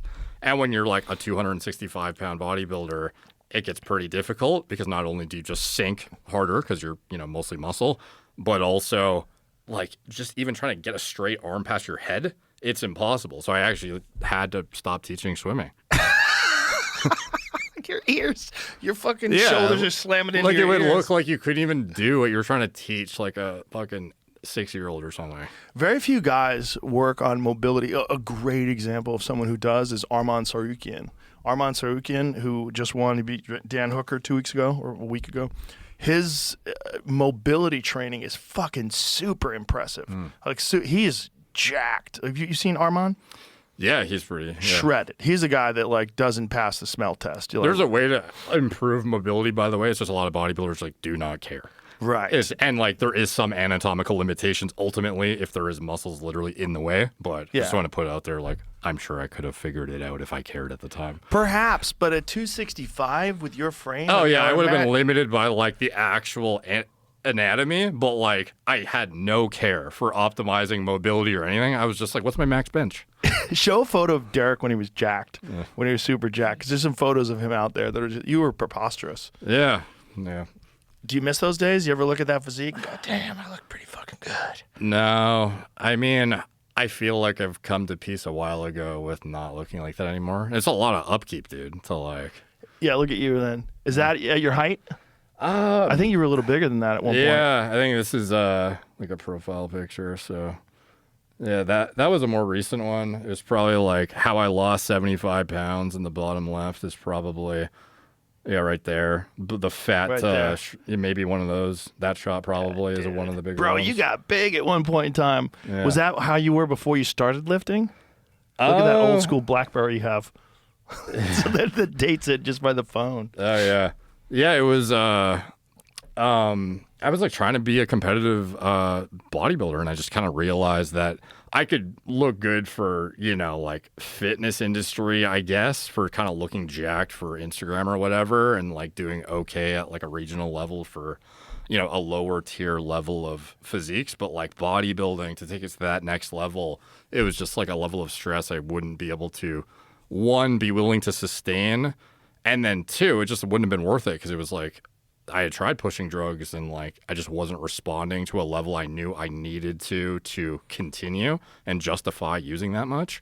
Is it a genetic thing? Yeah, so it's like your androgen receptor content is a largely predetermined thing. There are some things you can do similar to like mitochondrial density and things of that nature that you can do to upregulate and improve it, and certain supplements you can use, but ultimately your number of muscle fibers are going to be limited. Like there's going to be people who are just at baseline, Chihuahua looking humans that if you put them on gear, they just become bigger Chihuahua humans essentially. But like they're never going to be, jacked. They're never going to get to, Mr. Olympia caliber. And there's a certain like muscle belly that's more conducive to looking bigger and also being able to support certain body weights is even like a health thing too. It's not just how well do you respond to drugs, it's also how long can you take them without dying. So it's like some of the most highest performing and like excelling athletes are individuals who can tolerate this stuff and not go crazy from the some people mentally cannot handle these level of androgens, and they, it wrecks their sleep, it wrecks their blood work, they get really early cardiovascular disease. Psychologically too, they go crazy. Yeah. I've seen deaths in late 20s, mid 30s, and there was a guy that was Vitor Belfort's trainer when Vitor first entered into the UFC. So Vitor, when he first fought in the UFC, weighed 200 pounds in his UFC debut. When he fought Trey Telligman, that was UFC 12. and he was like a super athletic, fast, lethal black belt with vicious hands.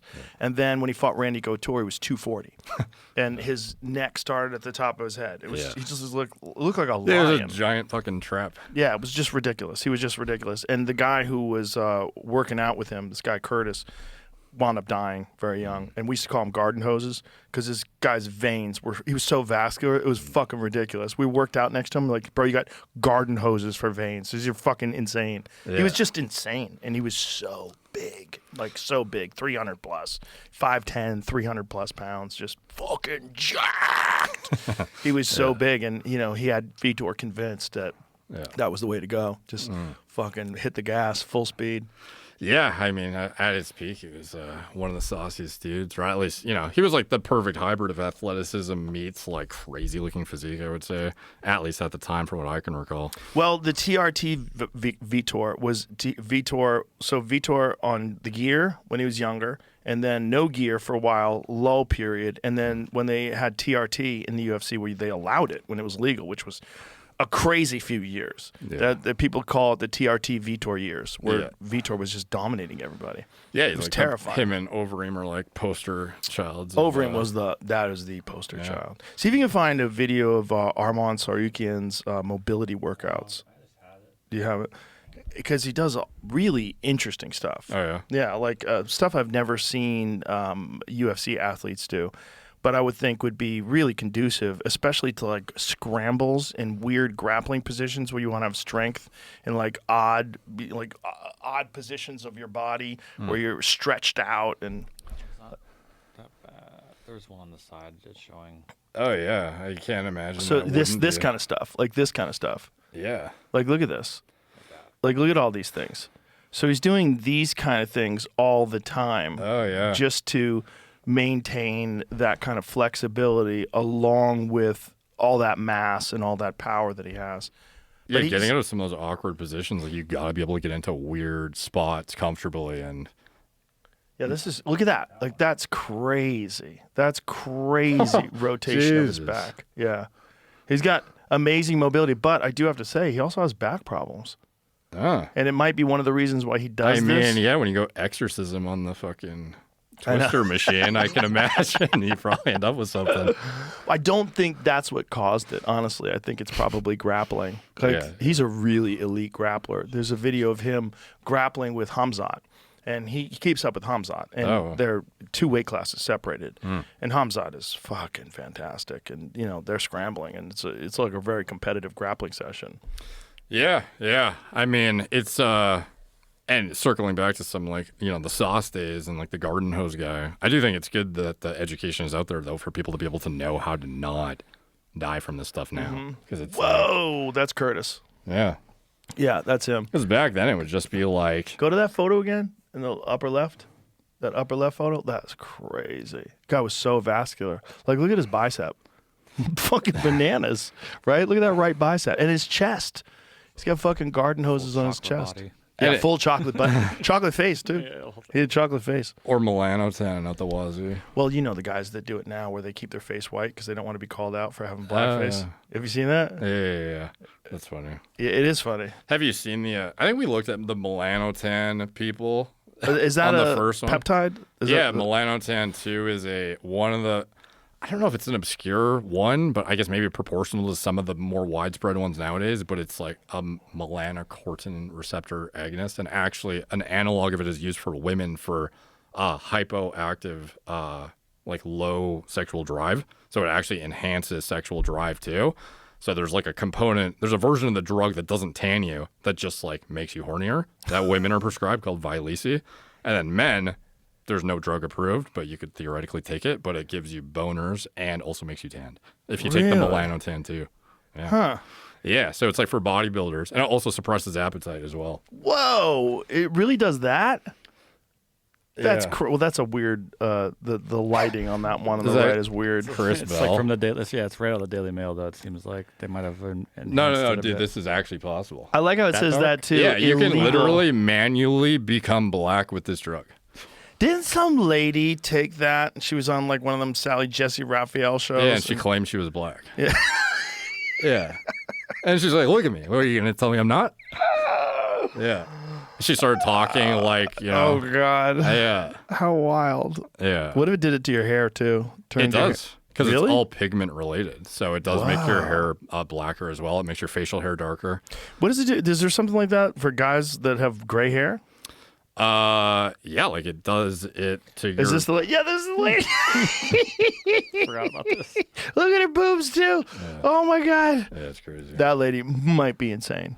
Like, I'm guessing yes. And it's like, you almost wouldn't even think it's real if you weren't told by somebody that you actually can go that far. Like, it's literally you pick your dose and the exposure to the sun will dictate via the dosage, like, how dark you get. And you can go all the way. Interesting. Yeah. And what, like, Full chocolate body. is there any side effects? Yeah, you get really nauseous if you overdo it. It's actually a really potent appetite suppressor. So it's like one of the back in the day, you could find my before and after. Type in melanotan 2 more plates, more dates, and you'll see my before and after. The last time I used it.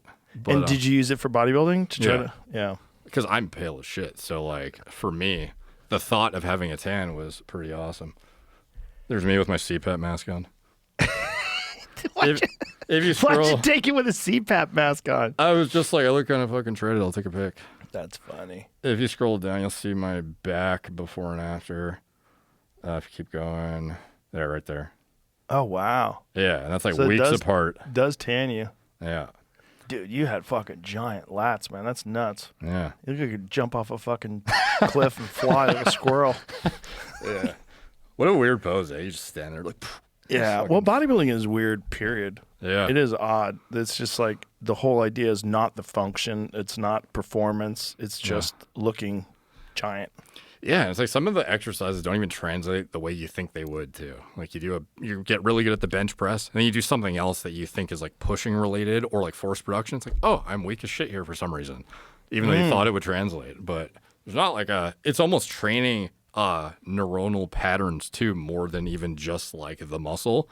And you get hypertrophy, but you're also kind of just like training yourself to get really good at specific movements in a way that has like no application to a lot of sports, typically. Just to look jacked. There are more like functional choices, obviously, but like the ones most conducive to bodybuilding and not getting injured are oftentimes like, you know, the typical kind of like beach body style things. But there are more intelligent choices for sure. It's not all of that, but That's the thing, though. It's like the guys who lift the heaviest and do it. That's a very odd thing. Like, and then they wind up getting fucked. Like Ronnie Coleman wound up really getting fucked up. Ronnie was like famously one of the heaviest lifters as a bodybuilder. And for what it's worth, I'm absolutely not like above this style of training. Like this is like what I still kind of do, to be honest. So it's like I do, you know, I'm still a fan of bodybuilding. I don't want to like speak poorly on it or anything. And we oversee some of the best bodybuilders on the planet right now as well, and make sure they can do it as safely as possible because it's still a dangerous sport. And you know, you gotta take modern knowledge to not screw yourself up nowadays. So. What do you ever tell a guy like you just don't have the genetics to ever do this at a professional level? Do you ever have to have that conversation with people? Like you're pushing the gear so hard and it's not responding? Like if I had a friend, I guess maybe similar to your like heart to heart you had with Shab about MMA at the time when it was like not really worth continuing to expose danger wise. Yeah. It's, you know, often a lot of these kind of situations happen in bodybuilding where it's like you have a close friend who's taking exorbitant amounts of drugs and you know it's just like killing him and you know that like you're not going to make it to the Olympia, so really like what are we doing this for? Yeah. You have better opportunities elsewhere. Like I've had that conversation a couple times, but in general it's kind of like you kind of have to have the self-awareness to know. And I think fortunately that's part of where the education comes in is back in the day you wouldn't know that you had the bad genetics. You just think everyone's taking more shit than you. Because you wouldn't really, you thought there was a secret that you didn't know. There was some special drug that they sourced from Europe that you're not getting. Right. You know, they have the secret, you know, fill in the blank thing that the guru at the Olympia level who's coaching all the top bodybuilders has, and you just need to get to the next level and get your IFBB Pro card, and then maybe I'll get to work with that guru, and then he'll give me access to that drug, and then I can take it to the next level.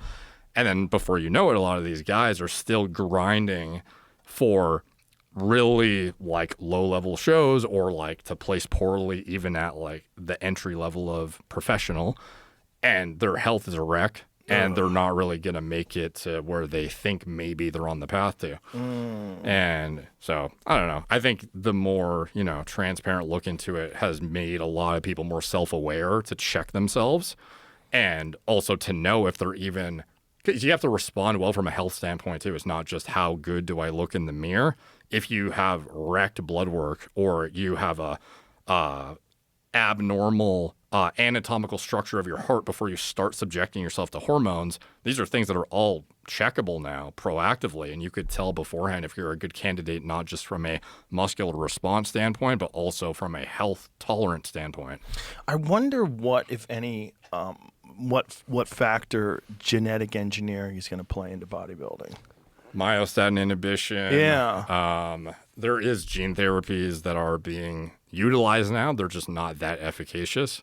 Is myostatin inhibitors, are people using them now? Pharmaceutical pipelines are trying to integrate them in order to offset muscle catabolism induced via GLP-1 agonists like semaglutide. Interesting.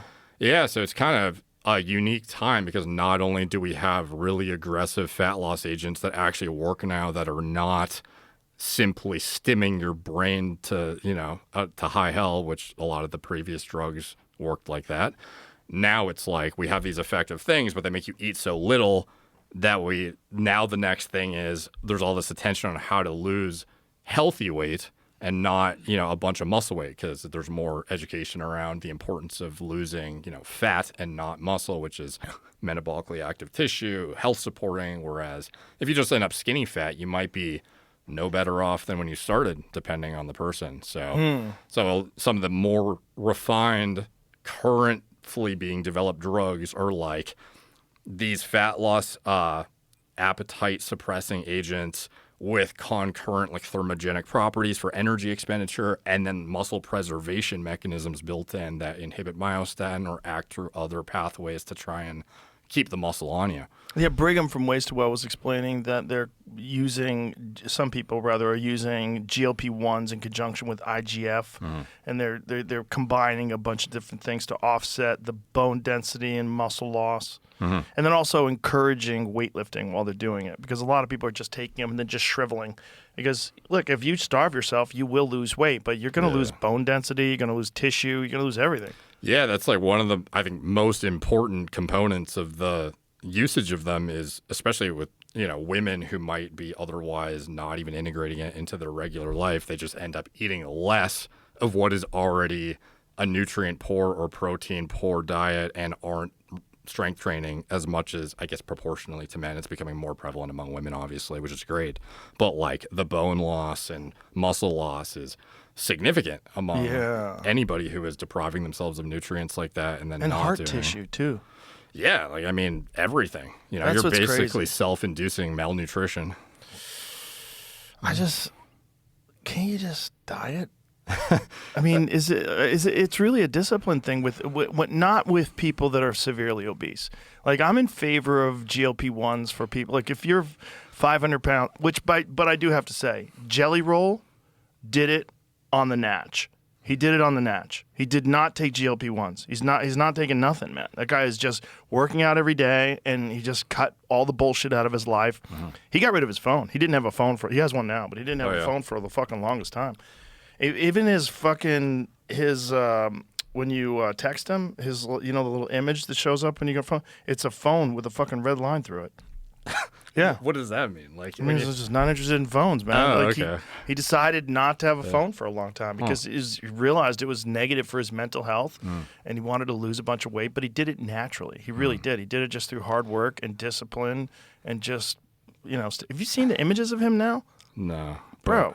There's him on stage with Alexander Volkanovsky, and he doesn't even look like the same guy. He's lost 200 plus pounds. Oh, nice. He looks fucking great. I mean, it's amazing. One of the things that's tough when it comes to like the assertion that it's more a willpower thing than anything, in many cases I do think it is. there are a lot of people with unhealthy behaviors and psychological like tendencies to just be, it's easier to be lazy than not, and just, It's also the food addiction because you have to eat. But there are some people who just, if you ultimately have a genetically higher baseline perpetual level of appetite signaling, it's kind of hard to tell that person, like, just fucking, wrench it out, bro. Like, you got this. And it's like, I know a lot of people in the fitness industry, Like, look especially. at him now. Look how much weight he's lost. Isn't it incredible? Yeah, it's great. Dude, he looks fucking great. It's really amazing.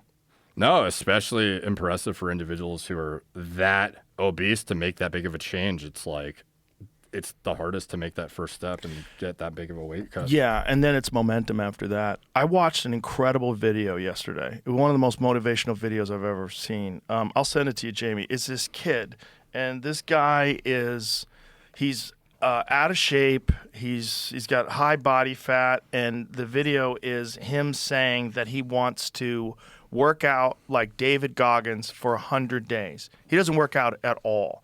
And he goes from, I'll send it to you, Jimmy. He goes from being this guy who's like completely out of shape to, at the end of the video, he does a fucking Ironman. You found it? Yeah. So this is the guy. So in the beginning, he's like kind of fat and like that's what he looks like. And, he's like, motivated by Goggins. So the first day he gets up at 5:30 in the morning and he runs 13 miles the first day. I mean, he doesn't run at all. He doesn't work out at all. He eats junk food. And he's running past McDonald's and shit. He's all fat. By the end of it, he's doing he does an ultra marathon halfway into it. And then by the end of it, he does an Ironman. And now he regularly runs 100-mile races. Yeah, he got down to 140 pounds. He's shredded now. It's really impressive. That's awesome. Because it's just all discipline. Look at the difference. 145, 9% body fat. He started out at 184, 27% body fat. And look, he's all lean now and healthy, and he's running 100-mile races now. It's really amazing because he just did it with sheer willpower and documented the whole thing. He's in agony. His ankle's all fucked up from running, so he swims in the pool, and then he decides to swim with weights on. He really becomes obsessed. Have you seen the guy who fasted for a year straight? Yes, that's an old story, right? Yeah, but I think that's still the record for like longest period of not eating and just like adhering to a diet. And he got vitamin IVs. And the guy who did that, what's interesting is he also lost skin. So his skin shrank along with his body, which I thought was fascinating. Yeah, I mean, I would imagine that to some extent there's some elasticity depending on how long you've been fat, and also like, I don't know, maybe just the tissue itself. There is some level of 382 days. I'm sure your body's fiending for energy from anywhere it can find it if there's some way to, I don't know. But I think itself. The interesting thing is he didn't come out of it looking like a lot of these people do, where they have to get all their skin removed. Oh, I mean, I feel like there's got to be loose skin to some extent. Does he have a shirtless? I don't know. I don't know if there's a shirtless, but that was part of the narrative. Was that his skin actually shrank along with his body because he wasn't eating at all. I want to see that. Does that make sense? I Does it make sense to you? I was trying to play along for a sec, but now I'm like, if there's not a pic, I don't know, dude. Well, it's 1960, whatever it was. Sounds like an interesting tale that might have passed through the grapevine. Yeah, I wouldn't recommend that, though. No. That sounds crazy. And then once you start eating again, how do you just keep the fucking floodgates from pouring out? I mean, that's the interesting thing is some people psychologically, it's easier to adhere to something when they're full bore. And then like, I know a lot of people who they'll commit to a competition because they know I'm accountable to step on stage and I don't want to look like shit when I'm on stage. And they do it. They get a bunch of photos done. And then after they go off the rails and they're like right back to where they started within, a month or two. That happens to a lot of fighters. They get done with fighting and then they get really fat. It's really common. It's really common because they also develop real eating disorders because you're cutting weight all the time. And Yeah. I mean, for some of them, it's like you're basically like doing bodybuilder shit, essentially. Well, Paddy Pimblett's the best example of a current active fighter. That guy's crazy, dude. He gets so big. Dude, his moon face is like the best in the league, probably. So here it says 382 days From June 14th, 1965 through June 30th of 1966, he consumed only vitamins, electrolytes, and unspecified amount of yeast, a source of essential amino acids, and zero-calorie beverages such as tea, coffee, and sparkling water, although he occasionally added milk and or sugar to the beverages, especially during the final weeks of the fast. Barbieri began his treatment in the hospital, but for most of the 382 days, he lived at home. Okay, it says stool samples were not taken, but he reportedly went up to 48 days between stools. Wow. Which sounds crazy, but it's like, what's they're gonna? Yeah, what will be coming out? His starting the weight skin. was 456, and the fast officially stopped July 1966. He reached his goal weight of 180 pounds. Wow. Yeah, that's nuts. The next 10 days, doctors placed him on a diet of salt and then sugar in preparation for solid food. Though some sources record the fast being 392 days instead of 382. Wow. Now, one of the things that's tough is it's like, even though maybe that case study exists and there's people who just brute force willpower their way through it, some of those people otherwise might have genetically been able to tolerate, the hunger signaling better than somebody else who literally cannot focus on work or anything when they're that hungry. And it almost sometimes doesn't even come down to the diet quality as much as somebody might tell them. Yeah, it does. It does to some extent, and it's certainly getting rid of the shitty processed foods and getting on a good exercise regimen and doing all the things to set yourself up in the best position will probably take care of most people. But there are some individuals who just like at baseline, even on the inverse side, I know a lot of people who simply aren't hungry and they have to force feed themselves to gain muscle because they're just perpetually shredded. And they have like the opposite problem because their hunger signaling is so low. So it's like people look at them as an example in the fitness industry of like, oh, this guy has the best discipline. He's like so shredded all the time. And in reality, that guy's like, I hate food. That's so weird. There's one guy in particular, his name's David Lade, and he's like, I don't know, like a teenage, well, he's like in his 20s now, but teenagers look up to him as kind of like a fitness industry icon of aesthetics. And he's perpetually had a shredded six-pack. He's pretty jacked. He's tall. He's handsome. And he literally says on camera, I hate eating. And he's like serious about it. He's like, I can't stand having to eat meals. What? Yeah. Oh, my God. Like, it's not even just like to be a bodybuilder. Like, he's just like, I don't know. What is he eating? How is that possible? Good, high quality food. Best picture I can find. I can't tell. You can't tell. It looks. Yeah, like it looks like there's he's got something some there, fat there. Yeah, it looks like he's got a bunch of extra skin there. I mean, it's just like, How could he not? yeah. Yeah, how could he not? Find a picture of that other guy. Who's the guy that they call the most shredded guy alive? There's this... Helmet Shrubble. Yes, that guy. That guy's crazy. Yeah, find that guy. That's ridiculous. Yeah. So, What is it? It's HELMUT. It's been a while since I've looked at this guy. And then STREBL. And did it come up? Helmet shredded is coming up. That guy. Helmet Strebel. is this him? Yeah. Yeah. Oh, Jesus. Yeah. That is insane. Yeah. I mean, that guy's physique is the man with 0% body fat. That's hilarious. That's not possible, folks. You want to see even more What do you think shredded? is that really possible that he's got more? There's someone more shredded than Yeah, that? type in Andreas Munzer. Oh, I've seen that guy. But what is this guy's body fat? It's not zero. Zero's not possible. What is that? 6?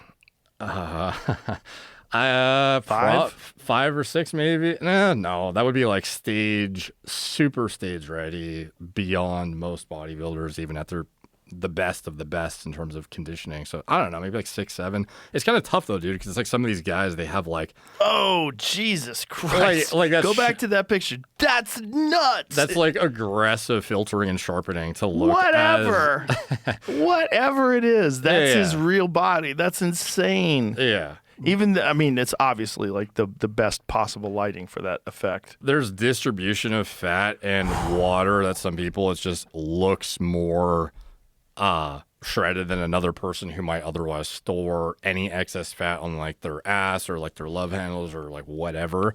For a guy like that, not only is he diced, and like obviously he's just diced, but he has like a dry look to the skin that enhances the kind of perceived leanness. And it's like I forgot what it is. It's not dick skin lean. I forgot what the Dick skin lean. I forget what the terminology is, but it's like white guy something, and it's just like if you're certain white physiques are known to look more like you're almost so pale and dry that it like enhances the perceived leanness. If that makes like any sense whatsoever. Well, that's the weirdest thing about bodybuilding, right? You have to be super dehydrated to look great, and you're almost dead. Yeah. And then you have to, go chocolate body and stuff. It's not ideal. But those guys, they're like they black out sometimes backstage, don't they? Yeah. And Whoa! yeah, it's crazy. Which guy's that? That's Helmet. That's him. 4% body fat. I might be 4%. I might be totally butchering his name, by the way. So if I'm, I hope, Bro, Helmet. I hope I'm saying it right. I would never wear a shirt. Why would I wear a shirt? But it's like you would not. He's 47. Yeah. Wow. In this article too, which is probably like 5 to 10 years old. What does he look like now? I wonder if he keeps it up, because I mean, I would be so hungry. Yeah. I Unless you're on a GLP-1. Oh, this is him. This is him now. Wow, that's crazy. No, that's not. That's gotta be. It's It's not? the same photo. Someone else just. Oh, somebody else put it I up don't there. think he has an IG. It doesn't seem like. That's one of the weird things when you're such an OG of the industry that you just have like weird residual fan pages and you don't even know if it's the guy or not. What's that old guy? He was bald the old days. He had like the hair on the side. Scooby? Was that his name? I don't know. Maybe. White guy. He was like famous shredded guy back in the early days That of sounds like bodybuilding. He was not big. Oh. He was thin, but he was like super fucking ripped. God, I can't remember his name. Was he But he had like the hair on the side, like weird, like old man bald. What didn't have a full shaved head. old man bald? Yeah, he looked like when people went bald in the 50s and they didn't shave the side of their head. Yeah.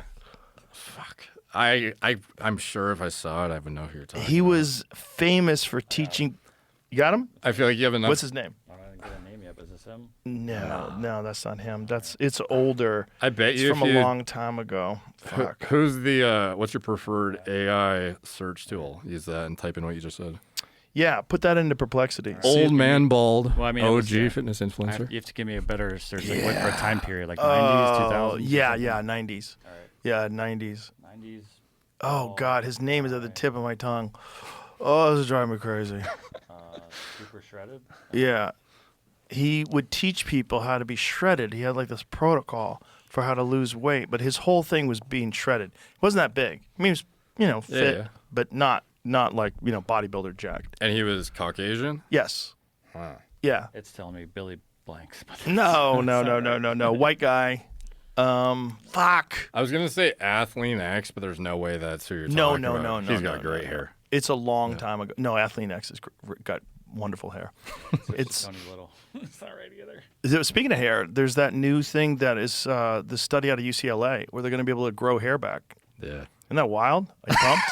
You don't believe it or what? No, dude, it's like every week it's some new thing. Like rodent regrew hair after being shaved bald using UCLA mediated broccoli extract or whatever the fuck. And it's like now every Reddit scientist is dumping fucking broccoli juice on their head or whatever.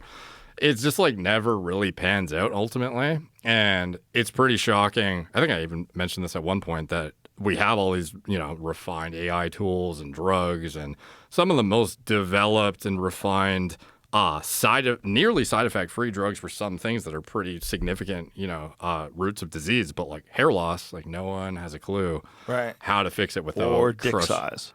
Hair loss and dick size, the two big ones. We know how to max out your genetic capacity for dick size, though. Well, the nuttiest thing that I've been paying attention to lately is so many guys that are getting their legs broken to get taller. I got an update on that guy if you wanted to Oh, the see. Sasquatch guy? Yeah. Yeah, how's he doing?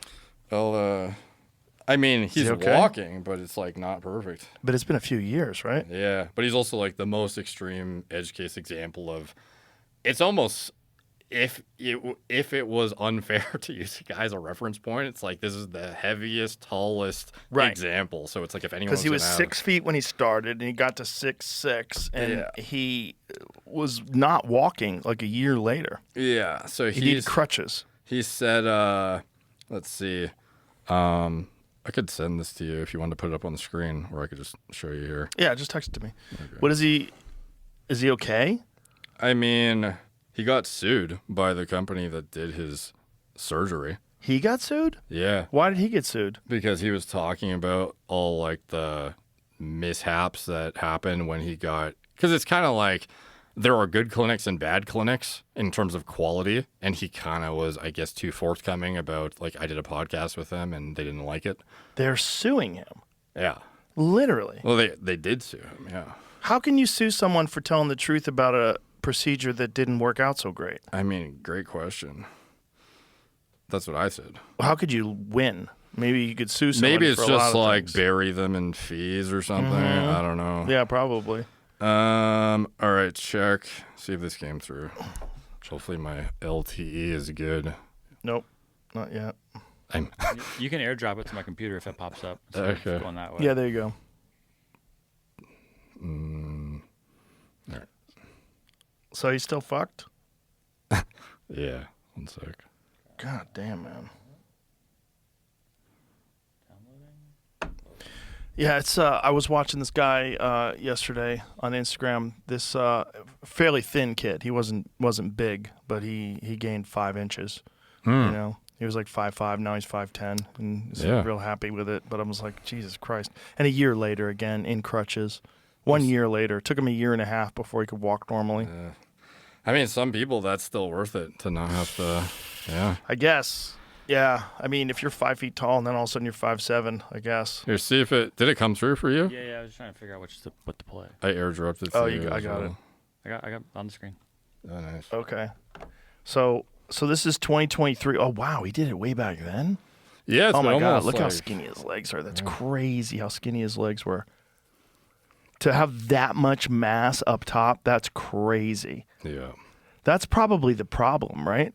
Well, it definitely is. Like I said, the most extreme of circumstances to impose for what was seemingly a poor quality clinic, and then also trying to go from a height that's objectively tall to a height that's objectively extremely tall with the most heavy guy that's probably ever done the procedure. You would think. Yeah. So, well, he's like- 300 pounds. I think he was way more than that. You would say, like, hey man, if you're gonna do this, lose upper body weight and then gain it back, so you can give your legs a chance to grow. Oh my god, that's so crazy.